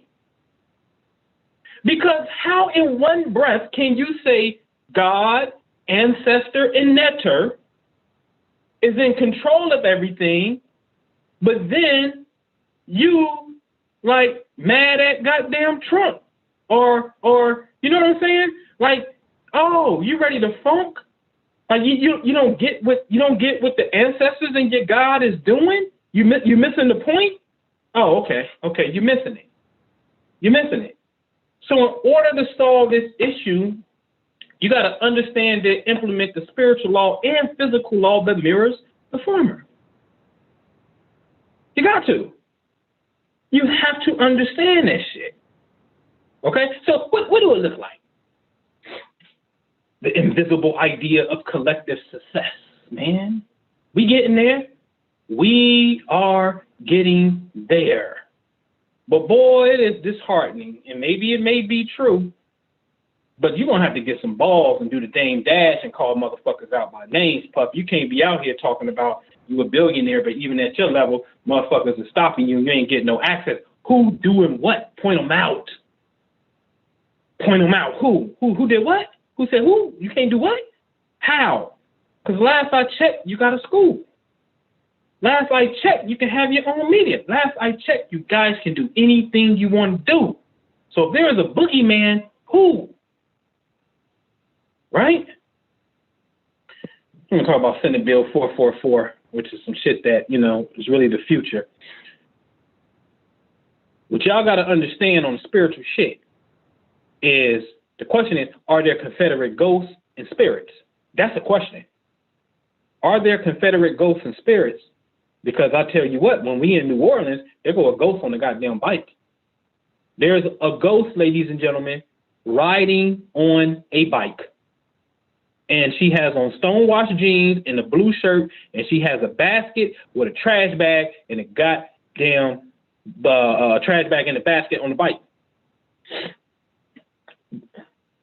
On the left-hand side, there's a ghost with no head chilling like he run DMC. But see, I'm very well familiar with this because on the right-hand side, there go my twin daughter that's on this side, and the other twin that's on the other side. My daughter's head totally disappeared while washing dishes. Totally disappeared. Ain't fucking there. So I understand the spiritual phenomenon of headless very, very well through experience. I want to see a motherfucker come and show these kind of credentials talking this shit. You just got to pull it all out because then we can really start to get somewhere. Ku Klux Klan? Oh, they started the second Ku Klux Klan. Started on November 25th, 1915. That's the second Klan. How you deal with them? Man, I'll show you how you deal with them. April 9th, remember? I had a mystic chord way back on April 8th. April 9th. Right, 2015, I get this made. I'll show you how to do spiritual war, motherfucker. I'm aiming at the Ku Klux Klan, and I'm telling you where I'm going to go. Where we going? We're going to Stone Mountain. And I'm going to tell you, on 7/11, we're going to do a book release. And then on 7/12, we're going to go to motherfucking Stone Mountain in 2015. And I'm going to deal with this shit etherically. Ether, the shit that make your soul burn slow. Right? Y'all don't really believe in that shit. Y'all don't really believe in it. Right? So July 10th, one day before we get there, mind you, I clicked the properties on purpose. I created this flyer in early 2015 because I knew we was going to be 3 months later. I want everybody to come, if you can. So the day that we get in town, police Confederate flag at Stone Mountain Park stolen. No, it wasn't stolen. Spirit World took that shit because we was coming to put in work. Oh, nigga, that's a coincidence, right? Okay. Then how about when we leave, because y'all saw my flyer, 7/11, 7/12. How about when we leave on the 14th, NAACP says, vanish the Confederate symbols from Stone Mountain. As soon as we got proof that we're going to be there on 7/11 and 7/12. The flag disappears the day we get in town, and then the following goddamn Monday, they said, oh, shit. Or really Tuesday, oh, shit, these symbols got to go. I know they got to go because we just programmed you to told your ass to make them go. And we can do this at will, Mr. Neo in the Matrix. Like, everybody love the Matrix and shit, but when do we practice this shit? We do. The Imagination Guru and the Family Wealth Club. This is where we practice it at. Because, see, the truth be told, man, if it don't take a lot of us, that shit can only be 7 of us, 5 of us, for real, right? It don't take a lot. If we consistently get on this type of shit right here, man, we cause some problems down here. But it's not my job to do that. The evolution is going. If the Confederates ever want to rear their head and say, yo, fuck this, we're going to make another attempt to regain power, I am telling you, and excuse my French, I promise you, if you truly believe in God, then you roll with us, because we are going to fuck them boys up once and for all. But it's already been cemented already, because Abraham Lincoln said, hence and shall forever be free. So it's already been done. It's already been done, and you can't undo it, because you got to know how to stamp space. So let me rewind if you think that Stone Mountain shit was just, oh, you got lucky, nigga. No, I do this. 2013, spring equinox, right? April 7th, didn't I tell you? That y'all saw it said Mr. Court on the previous slide, same pocket, right? 2013, we dealing with this shit. Oh, it was clouds at the bottom when we got there. Oh, we're not gonna make clouds disappear. That's nothing. That's easy, making clouds disappear. Shit, we got another picture when Jew and them was at on the beach on a trip and clouds disappeared. That ain't nothing. That's easy. It's lightweight work. But what happened April 30th? A month later. 1 month later, because we was there on the equinox. Then we went on the radio in early April. And then a couple of weeks after we went off the radio, what happened? Petition wants Stone Mountain Confederate carving removed. So when we go to the mountain specifically to deal with the slave masters, the ones who wanted to go to war for slavery, every time we go, that shit starts to crumble. You better understand the spiritual reason why Tupac Shakur, 2 things. One, why is his memorial at Stone Mountain? The nigga ain't from there. So you better understand the strategic importance of that geodetic location. I know why it's there. Because this is the same nigga who will come to racist ass Cracker, Georgia, who, by the way, said what? They wanted to leave the United States of America and go to war over slavery. He shoots 2 white off-duty police officers, and they drop the case. So you telling me you can go down in Georgia and shoot a fucking white boy, a cop that's off duty, and you drop the case? That's a whole nother energetic thing that's taking place. Okay? Understand that.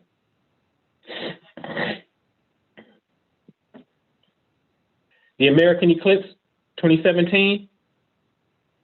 Nat Turner rebelled on 8/21/2017. I told y'all the 13th Amendment was 4/8 of 1865, maybe, yeah. Think it could be 65. Could be wrong on that. 13th Amendment was April the 8th. General Lee surrenders April 9th. Now, mind you, this is the eclipse that's coming in 2024. But we're already, April 7th, we're in the same pocket of space already dealing with this Confederate shit. Because like I said, soon as you go below that X, when those eclipses meet in southern Illinois, you're now technically in Confederate territory. There's one more round of etheric work that needs to be done, and it has to be done on the eclipse. Okay? So if you into this shit, the activation spirit world, I'm telling you, you got 3 years to get your shit together. Get your vibration up, get your shit together, because we got some work to put in. And here's the truth, ladies and gents. We don't even have to wait to the event. We can go there any day that we motherfucking desire. Well, a specific day within the month to make the alignment with it is, and do the work and get going, and it'll already be there. We can plant the seed in space. It's already planted. The space is actually just catching up with us. We're catching up with the space, and the space is calling us to come here and go do this thing. That's how it's really working. Okay? All right? And I already got into the science of what this shit was about with the location. Right? Like, see, again, space is intelligent, right? Do you know that after the movie Panther had came out on 2/16. Did it not? Did Panther not come out on 2/16 on my birthday? It did. It did. You know, Huey P. Newton is 2/17, right? But I guess it came out in 1819. A year later, scientists confirmed Black Panther spotted near fictional setting of Black Panther movie. Now, you better think about this shit. They do a movie on some fictional shit in the realm of pure imagination. And then on that location, a goddamn Black Panther, or really a leopard, but a Black Panther appears. They ain't seen one of this thing in like eons. Come on, man. This is another shit that's moving this thing. Again, this is why Chad, rest in peace, had to get up out of here. He done his job. The light will send you, man. The Quran says that shit. And I'm going to paraphrase. Don't you know that we will send you and use you and bring you back and move on to somebody else and select somebody else? And that shit ain't no joke, because that shit means, man, listen, the light can get tired of your black ass and move on, which is very interesting. Very interesting. Very, very, very, very, very, very, very interesting, man. Very interesting. That's some very interesting shit when you put that up against destiny. Okay? So family, right? That's what we doing, man. All right? I told you, man. Hit my man up. Let me do theimaginationguru.com. Man, I'm going to show you how busy we get, right? For real. I'm going to show y'all something. I'm going to show y'all those goodies. I'm going to show y'all how busy we really get real fast. Let's show you how busy we get. Which one is it? I don't got it open.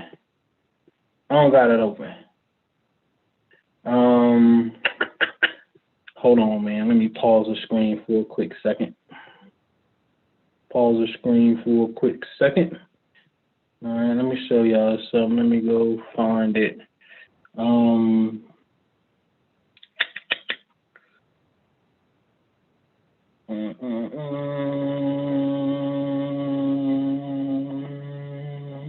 right, here it is. All right, let me go back to the screen.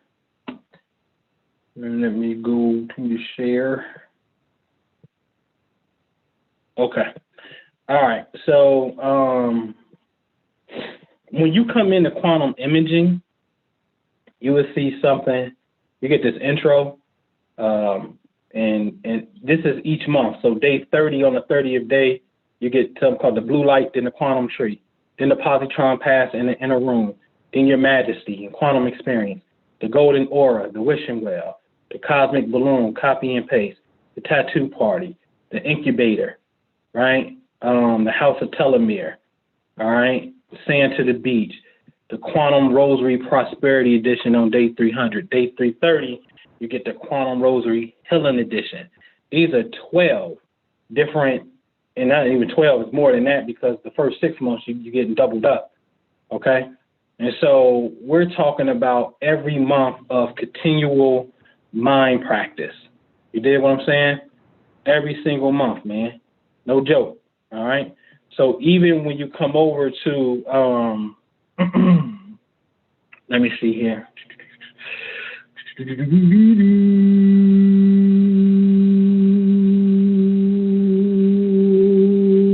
think I put it in the Monday joint. Put it in a Monday, right? So even now when you come over to the Family Wealth Club, it's strictly about networking and opportunity, right? We're talking about Prosperity 6 Days of Creation, which we're doing this Saturday, our 3 p.m. Eastern, the magnetic field trip, the boardroom, the matrix, the golden bridge, the cosmic hologram. Man, the matrix that shit's listen, that's going to be some other shit. The corpus callosum whole brain activation. Your left brain and right brain don't do the same shit. So once you know the function of it and what's taking place, then we're going to purposely strengthen the fiber that connects them. I'm just going to tell you what that is because it tells you what it is. Iron Man, because iron is magnetic, okay? Jesus at the door, the king and queen's chamber, pyramidal cells in your brain, okay? Very important. Jupiter Jack, that planet, very important. The battle rope, physically getting the exercise in place every single day to move the energy and what your visualization should be at the end of the rope. You dig? Like super. That's why we don't play around, and this is why we yield results. When I say yield results, and I'm gonna open up the line, man. Listen, man. Like seriously, seriously, like this. Remember, this webinar was from February that I did.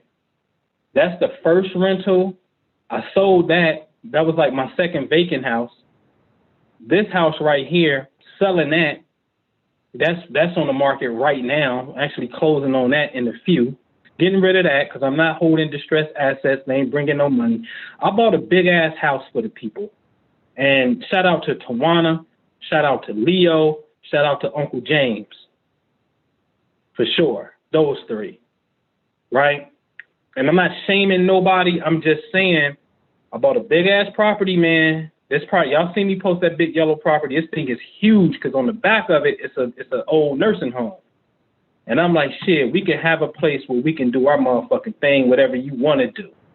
But we're going to have to rehab this sucker, and that sucker is going to easily run $100K to do it. So I ain't tripping. I'll move on, and I'll always catch a deal. First Airbnb unit, closing that one down. COVID really messed the game up, so I'm actually closing that down. And this weekend, this is our last weekend in it. It'll be a year coming up this weekend. So shutting that down, did Airbnb. The first flip that was on the market back then in February, this was my first virtual deal that said just sold. I did a deal and never even physically been there. Paid my realtor $100 to go there and get it. You feel me? Like never even been there. All right. Then I had that one in contract, sold that one, and then we got the 8-plex rental. That was back then, and that was more of some 2 vacants that I was holding and some wholesale deals and 1 flip and shit, the first rental and shit. Well, since then, this is what the current portfolio looks like. That first rental is now red at the very bottom, okay? The first sub 2 deal, that's a rental. All these are rentals. I flipped the model. I still do wholesale, but now I don't even count wholesale deals no more. Like they just, grab the money. and put them in something that I can own, increase my net worth on paper, right? And then have generational wealth coming in, right? And so the first subject too is Ash. Then we got Taylor. Taylor needs some little bit of work in the inside, very little work. So does Pittsburgh. Just pick that one up, right? We got the fourplex on Hudson. We got the big eightplex. Then we got Maplewood 2 just got purchased because this house is next door to Maplewood right here. So literally these two houses, Maplewood, they're next door to each other, one and one, literally. So now I did all of that. This is Maplewood this year. I had Oakley. It got fixed this year. Ash is this year, right? Taylor is this year. Pittsburgh is this year. Hudson is this year. King Family is this year. Maplewood 2 is this year. Come on, man, kicking ass, bro. And truth be told, there's another one that we about to wrap up. I'm waiting on the owner to call me that we haven't even put that one in yet. You know what I'm saying? Even put that one in because I'm waiting for her to sign the contract and whatnot. We'll go over the terms so we can sign the contract. And then that's going to be a short-term little rental and then turn around and sell it. So the opportunity is crazy. It's bananas. You know what I mean? And you get to both of us, again, the Imagination Guru with Minister Jew, then it's the Prosperity Investment Group with me, all right? So where you at in the chat? What you need, man? Give me a question. Give me 1 second because I got to use the bathroom. So y'all put up some questions in the chat, and I'll be right back with you.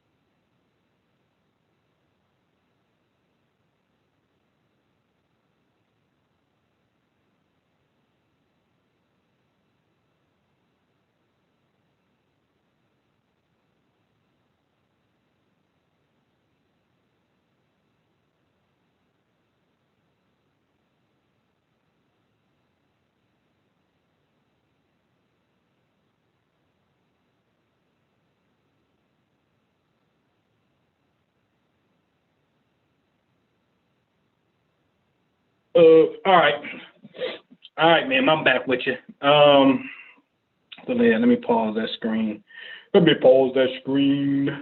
All right, man, so what y'all doing, man? Everybody good? We cool?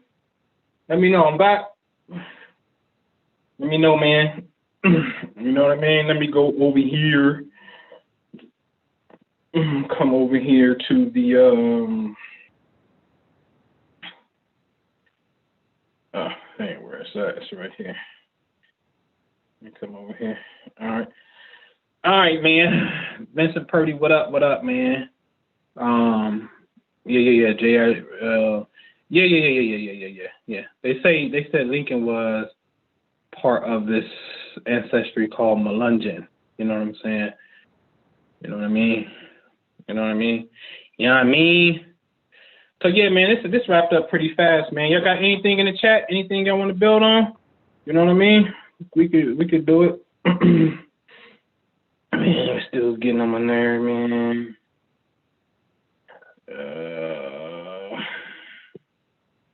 I think I'm gonna sell that house. What's this?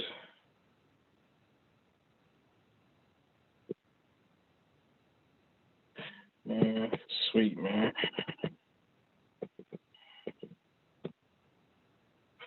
We straight? We good? Well, y'all quiet today, man. All right.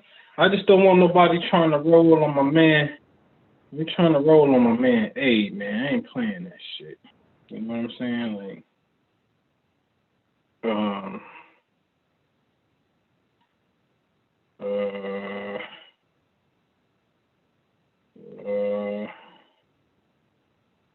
well, there I go. All right. So yeah, anybody? Or you can put your hand up too. You can put your hand up if you want to put your hand up. I go to the chat, and then there's a feature somewhere they say where you can hit more or something, and you can put your hand up. If you got something, you know what I mean? But y'all follow what I'm saying? Like, man, we ain't got to worry about nothing, man. You know what I mean? Election predictions. Katrina, y'all both say, I don't know, man. I ain't looking. I really ain't looking. I ain't looking at Trump. I ain't looking at Biden. All I know is it's dangerous. You know what I'm saying? All I know is dangerous. Why do I say it's dangerous? Okay. So when is election day? 11/4? Is that what it is? Is it the 4th? When is it? It really don't matter because the planet is going to be where they at, or is it the 3rd? All right. So let me go to a quick screen share real fast. All right, we go to a quick screen share real fast.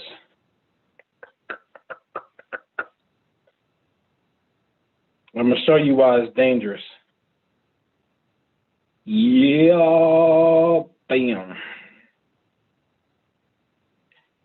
All right, so let's say election is, when is the election? The 2nd Tuesday? When is the 2020 election? When is the 2020 election day? November 3rd. All right. Bam. Okay.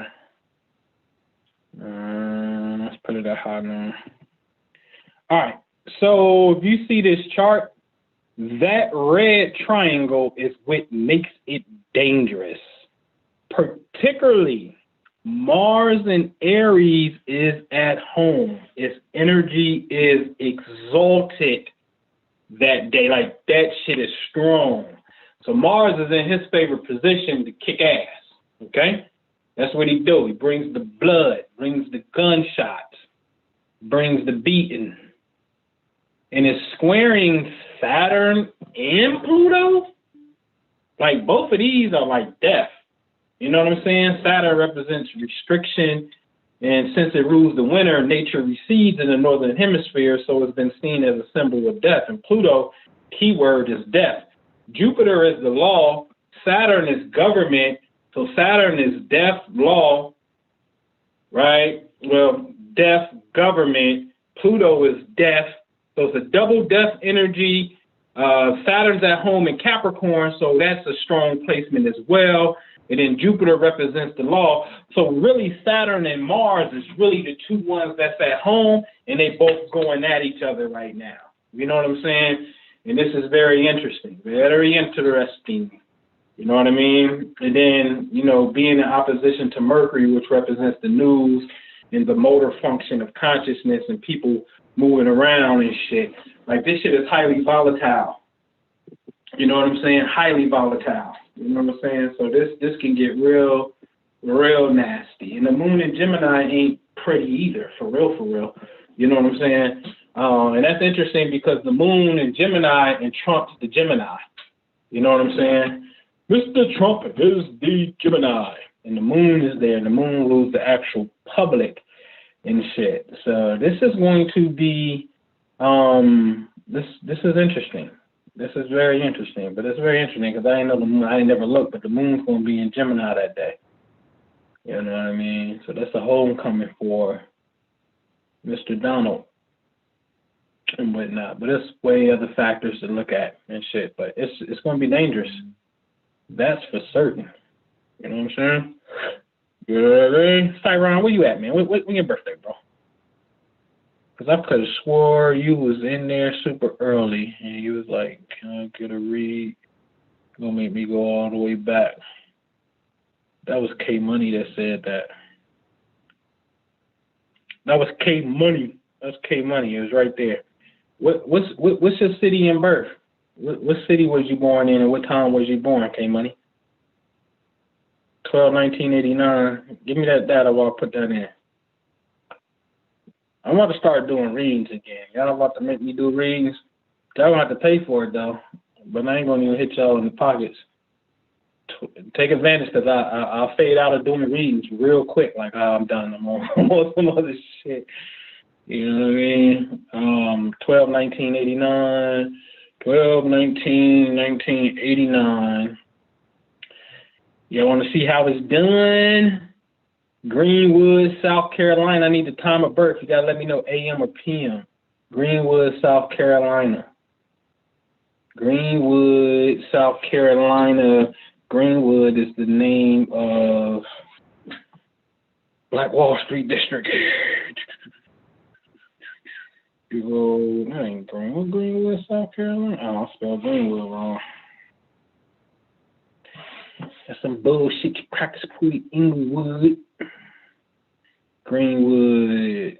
I'm about to hit y'all with some Union Soldier music in a minute. Greenwood, South Carolina.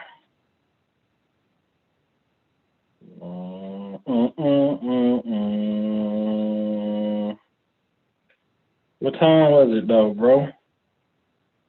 What time was it? What time was it? You gotta tell me the time, man. Need to know the time, sir. If not, it's gonna be super general. Super general. All right, man. So when you're looking at a person's chart, man, you look at transits, the planets in the outside of the wheel. In green, that's what planets are in real time. You know what I'm saying? And then if you get any direct alignments like Jupiter and all this stuff is kind of close to his Venus, then that's going to be some action. It's close to his Mercury, that's going to be some action. Planets on planets are meaning the planets in the sky are in the same region of space where other planets were at when you were born. That's going to represent some type of activity. You know what I'm saying? So one of the favorite things I can tell you, though, man, is this year you're about to be in a very, very fortunate year, 2021. You should really, really take advantage of networking with people. Technology can be your best friend. So if you got any technology things that you want to do, apps, like that'd be great. But really partnerships and networking in the endeavors of your money. And it's imperative that you be in a relationship that's about networking as well. Because you have a very, very, you can get a lot of money. Like this is like the lotto type of shit. This is a lot of money is potentially coming your way, but obviously it's all about the seeds that you plant right now. And it's very soon because look, you got Venus at 4 degrees Aquarius, right? So watch this. So if we go to a ephemeris real fast and we just go see what where Jupiter is at. Let's go 2021. In January, bam, Jupiter is at 4 degrees on January the 7th. So his energy is already there. And once they get past 4 degrees, which is like mid-January, then Jupiter starts to pass that energy where Venus was at when you were born. So you really have to take advantage of this Jupiter-Venus conjunction, because this is what Beyonce and Jay-Z have. His Jupiter is on her Venus. So this will produce $1 billion couple. Well, you're going to have the same alignment that's coming through. And since you got Venus in Aquarius, then that represents social networking, groups of people, friends, and technology. You see what I'm saying? So you should be looking in that sector, really beefing it up. Like, stop fucking around. Everybody should always be networking in the desired field of your interest any damn way. You know what I'm saying? Because that's where you're going to make your connections and get to the next level. You're there because those people already possess something that you don't. So the law of proximity, you should always be doing the networking shit. You know what I'm saying? But this is very favorable for you at this time, bro. You're going to be lucky. And you should be playing lottery at this time as well. And if you win, you got to kick the priesthood 10%. You know what I'm saying? But you really should be going in, doing your shit. All right? All right, sir. That's how that works, man. All right, man. My man, Cyron, man. 6/19/74. 6/19/74. 6/19. Bam, bam, bam. I'm coming over to you over there, ladies and gents, in the other chat. 7:03. Racine. AM.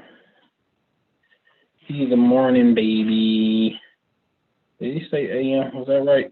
7:03 AM. Yeah. He might be a first house son. What time of year is this? June? He may be a 12th houser. We see. I'm not tripping. Bam. Bam. Bam. Bam. Ooh, boy, look at all that 12th house energy, man. Shit. Well, you just can't ignore that, can I? Like, you have to, I gotta deal with it. All right, my friend, that cluster of energy that you have, Moon in Gemini too, that's gonna be where Mr. Donald Trump is at on election day. You can influence the election, vote for Trump, bro. 12th house, man. Damn, bro. I mean, with all this 12th house, man, you just gotta do 12th house shit. You know what I'm saying? It's mystical, it's spirituality, it's music, it's poetic, it's movies, it's working at some type of institution, a sane asylum, a jail, hospital. But the highest shit, hear me closely, is really about transcendental consciousness. And I don't like the word psychic because it really doesn't explain what's really happening. Transcendental consciousness is really the word. What happens is you receive information about this reality before the shit happened. So that means that information transcended space and time. That's what intuition is.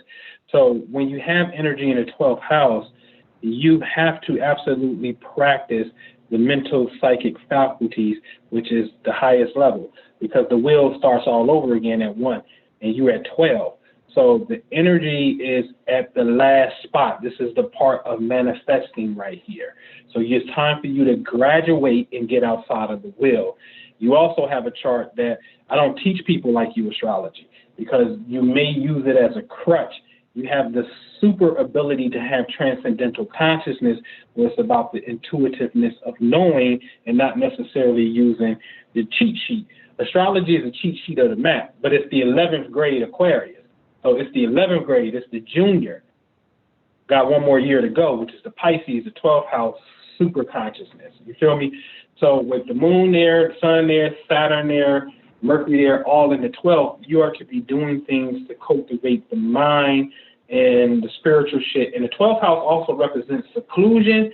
So you got the perfect energy of the hermit, where you need to go off in seclusion and you can do those deep meditations. That's that Himalayan monk shit. Especially with Jupiter Pisces in the 9th, nigga, you need a passport. You need to go to the Himalayas and go get initiated into some shit or whatever your geographical point of interest is, Brazil, shamanism, whatever.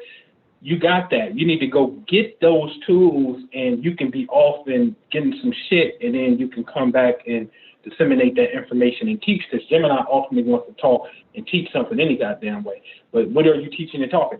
Spiritual shit. Why? Because of the 12th house nature. And then Jupiter, which represents philosophy, is in Pisces. Pisces is a 12th house shit all over again. And then the 9th house represents what?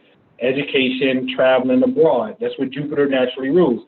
Jupiter is at home in the 9th, and in the ancient, Jupiter used to rule Pisces. So that Jupiter placement that you got is very fucking strong anyway. You have to go off and learn some shit, bro. Some super dope shit. That chart is extremely psychic, for lack of a better word. All right, my Zoom chat buddies. All right, in our Hill, where I know Mr. Hill from.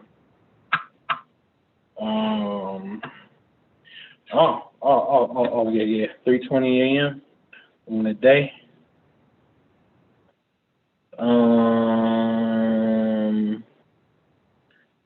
Hold on, Patricia, I got you.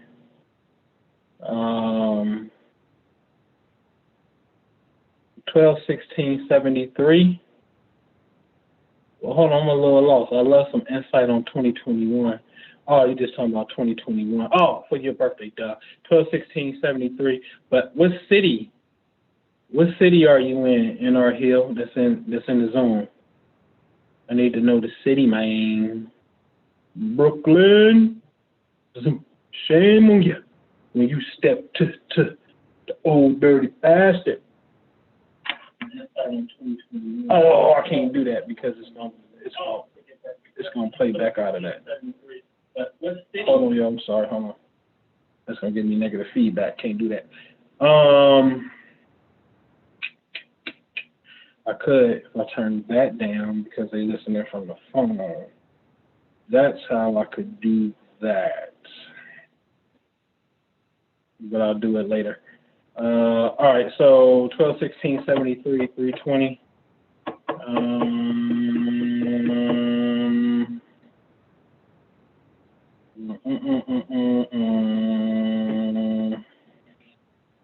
What time is it? 7:24. 12/16/73. 12:20. Was that midnight or was that which jigger? Oh, sorry. Hold on, y'all. Got the Prime Minister calling me.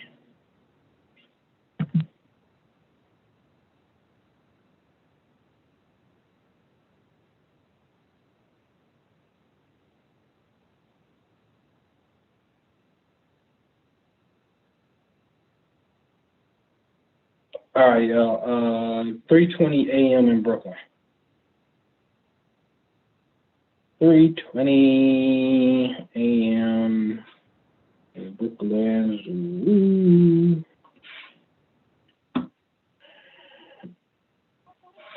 Bam.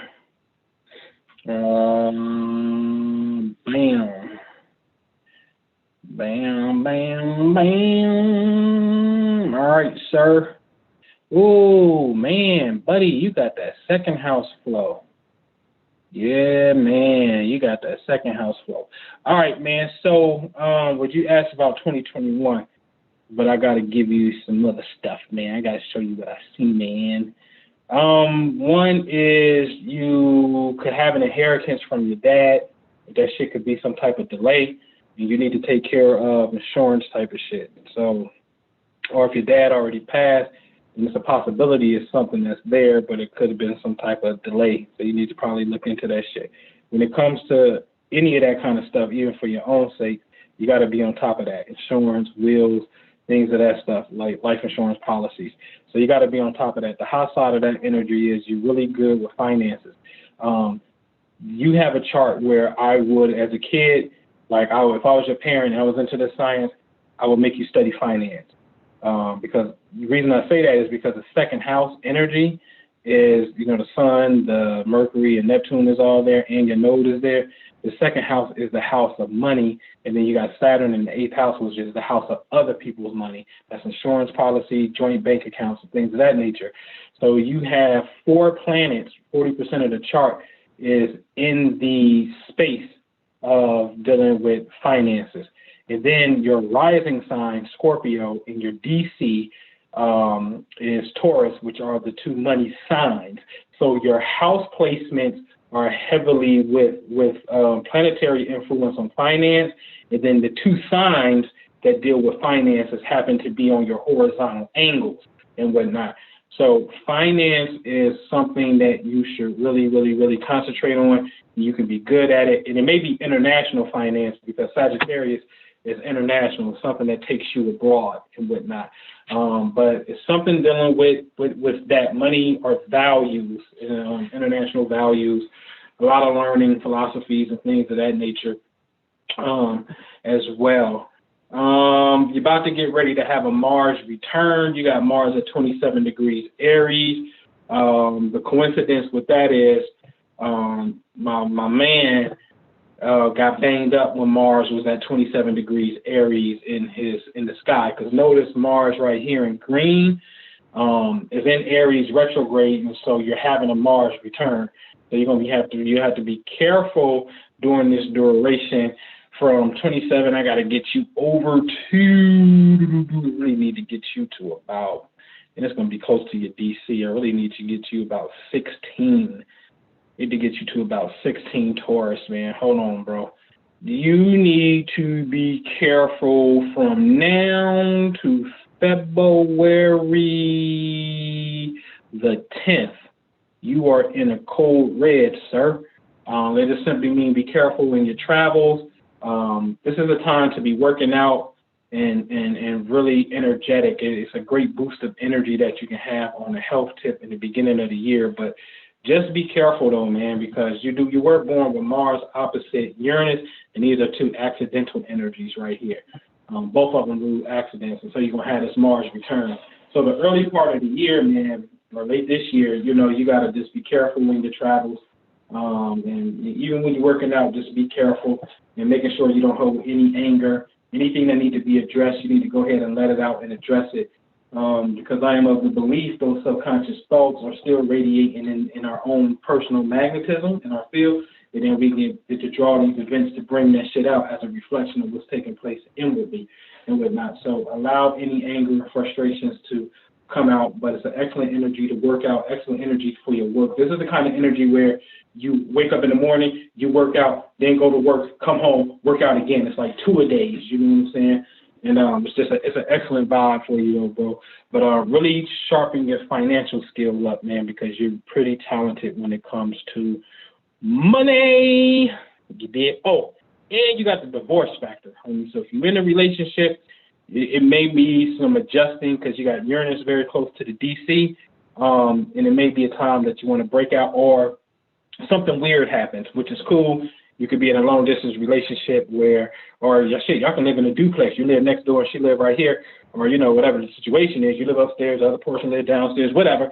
It can be something weird and different, but that'll work for you for easily the next shit. That's gonna be like the next 7 to 8 years where Uranus traveling through the 7th house, especially now. So be careful, man, because traditionally this has been classified as a divorce factor in relationships, but it just may need to put something weird and quirky inside of it so each person can express their unique weirdness and individuality, and you all good. All right. Boy, killed them. Miss Patricia. Where did I see that at?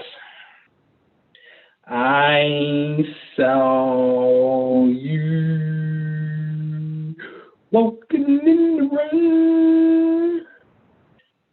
I remember. Oh, stop playing, Jupiter Child. Yeah, I know. I'm like, yeah, that sounds familiar to me. Jupiter Child. Okay. Yeah. Nashville, Tennessee. I am looking for Miss Patricia Williams. All right, 8/17/57, 12:03. Is that AM or PM? Oh, come on, Miss Williams. We got to know AM or PM. 8/17/57. 8/17/50. I got such a bad memory, I got to start repeating stuff. All right. I got selective bad memory.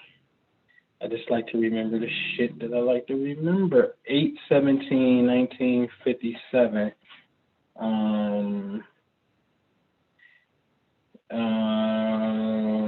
12:03. But we need to know the precise city. AM. So she's a midnight baby. She's gonna be like a 4th house sun. But you ain't tell me your city either. What city? So 12:03 a.m. Oh, Nashville. Okay. All right. Nashville country. Hot wings. 12:03 a.m. midnight. So it's probably going to be a fourth house sun, which means she's connected to ancestors.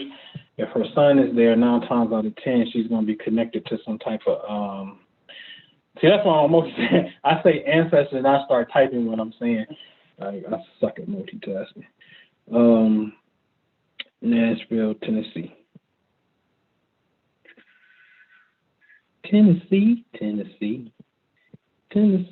Tennessee. Okay, all right. Ooh, look at her, y'all. Her midhaven is 27 Aquarius. That's me. I said on her crown. That's interesting.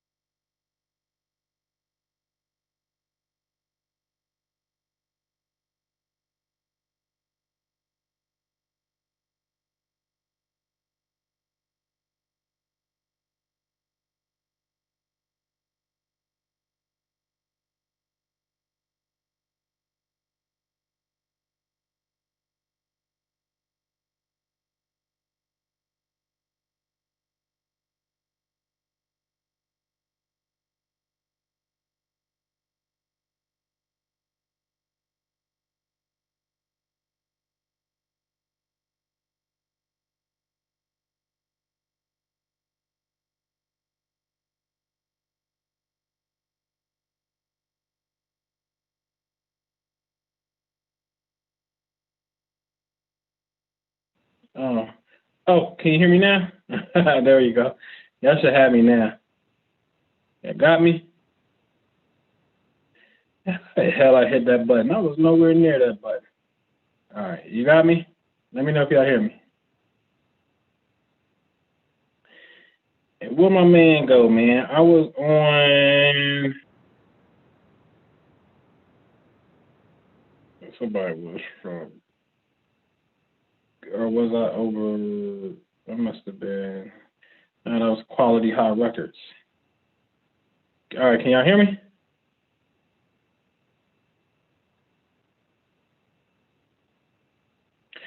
All right, cool. My bad. I don't know what happened. I ain't hit that button, man. So I was reading Quality High Records. But here's the thing. I wanted to give y'all, I'm just going to back it up to the Code Red, because I was telling Quality High Records that, you know, potentially you got a sibling that could be in some shit. You feel what I'm saying? All right, there you go, Quality High. All right, so what I was telling you, bro, was, you know, I'm going to give you this Code Red technique that all of you should do. But, you know, for you, man, it was, damn, that's crazy in here. None of that shit. All right, so it looked like it was a parental karma that got to be worked out. I'm going to backtrack a little bit. So some parental karma that need to be worked out. Look like it's more towards mom. I always tell people, grade yourself A, B, C, D, or F with the parents. If there's some room for improvement, make that improvement. Even if a person may be deceased, it's all about how you categorize that person in your memory. A technique that you can do, I gave an example. Let's just say you pissed off at mom because she slapped pancakes out your hand. Well, you can see her slapping pancakes at your hand, but then she can say, I'm sorry. You got the right to change and format that memory any way you want to. You just have to be consistent enough to keep doing it, because the brain will only classify what we think of. So whatever we're thinking of, the brain sets that shit as purity reality, okay? So you got a right to augment the past. That is a fact, okay? So that energy needs to be released. Then I'm talked about, look like you got some relationship karma. What could have been some infidelity stuff. And this is a perfect time to go through some transformational work that just deals with forgiveness and, you know, just being, you know, your best in relationships in a sense, man. Just being true to the game. That way it ain't no power struggles, especially if you feel like it's a power struggle somewhere. And the power struggle could be on subtle levels too. You know what I'm saying? But, you know, then I'll start getting to the Code Red, like, all right, bro, like, you about to have a tremendous period of time from, like, right now all the way to late February, where it's going to be a great push in finances and money. So that's going to be dope. But when we get to late February, Mars is going to be knocking on your third house cusp. And this is where it gets into brothers and sisters at, because this is a time where, you know, I've seen the brother get killed when this happened before. So if you got brothers and sisters, this is an excellent time to make sure that they stand out the way. And then also sending that great energy of love and protection to them. So what I was saying about the Code Reds to everybody, right? You know, there's an amulet, many amulets that you can have. This is one that T.I. wears, known as the Hamza. It's the evil eye. His goal is to observe negative energy. I actually got this on a keychain with a prayer on the back of it, that I got from a Jewish store. So I keep one. I keep it on my keys. You know what I'm saying? So this is just one amulet to recite Psalm 27. There's many psalms that deals with protection and stuff. So you can absolutely deal with Psalm 27. So you could, you know, just recite that. The prayer of St. Michael, by far the most powerful prayer, in my opinion. Definitely can learn that and recite that.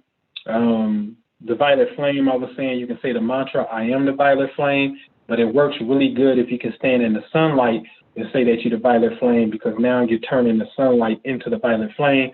And then that's when I gave the example of me in real time what the violet flame looks like. So again, I'm just coming from experience from you. And this is just a picture at the first trip that we did, where the violet flame was already initiating us and bringing us into it, unbeknownst to even knowing what the violet flame was. That's how light is just so patient. You know what I mean? That it's like, okay, you're going to catch it later and whatnot. And these are just some of the things that you can do. So rosary beads on the windshield, on the rear view mirror. I just like to use gunplay as an example, because it's the Bible on the dashboard, but it's an AK-47. You know what I'm saying? But it's rosary beads.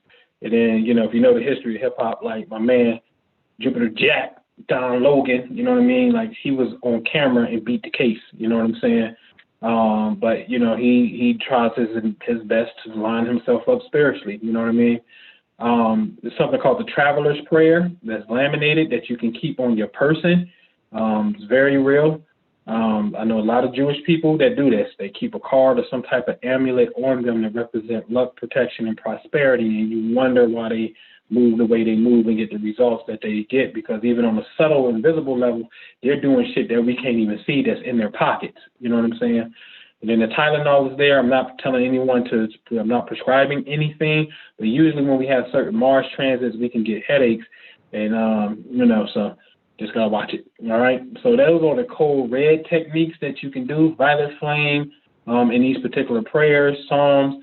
And when you're under a cold red advisory, man, you got to do that stuff every day so you can build your energy field up is the key. And then another thing I said for Quality High Records is make sure you're not holding any frustrations, because that could be the catalyst to shit. So make sure you resolve some things and you're straight, you're free, and you're clear, man. All right? All right, party people. Sorry for the technical difficulties that we had, man. Yeah, you got it, no doubt. Belizean Bonita, subscribe, man. Share with a friend. Tammy Holloway, I'm gonna get you. I promise you, I get everybody. You know, if you want to make it personal, you want to feel free to hit me up, man. Hit me up. I just gotta take care of some other things now. It's 8 o'clock and whatnot. We was at 3 hours and stuff, man. We be going, man. We be going. But yeah, man, feel free, get at me, man. Man, listen, man. I'm telling you, we got something cooking. The Family Wealth Club, we in our bag. I just showed you the techniques that we're getting into. This upcoming Saturday at 2 meetings. Saturday at 3 p.m. We're going to have this workshop called the 6 Days of Creation. It's going to be super dope. It deals with your goals. And then later that night, we getting back together at 11:45, 11:50, and get ready for our monthly meditation. It do happen to be the full moon. Let's see, watch this. Watch this. Everybody now just going to talk about it because it's the full moon. But anybody in the Wealth Club, we already been dealing with this moon in this space that it's in every single month. We already been doing this shit. So now what are we doing? Now that everybody else is going to concentrate on it, what are they doing? They're magnifying attention on the spot that we already been programming. You see how that works? So you got to think of yourself as the cosmic programmer of the matrix. You are the director of the show. You are the program coordinator of this reality. You just got to know how to size it up and put the imprint there. All right. So get at me, man. TheProsperityInvestmentGroup.com. Let's do some real estate. Let's do some deals together, man. And let's be holistic in this approach. And that's what it's about for me. The right brain. We can get into the science, the visualization and things like that. But what about the left brain? I want to get onto that part. Like, okay, let's be analytical and let's deal with some linear math, some building, some reality here and whatnot, and marry those two together, man, and make it pop. All right. So I'll see y'all on the next one, man. Appreciate you. Subscribe, share it with a friend, man. See you later. Peace.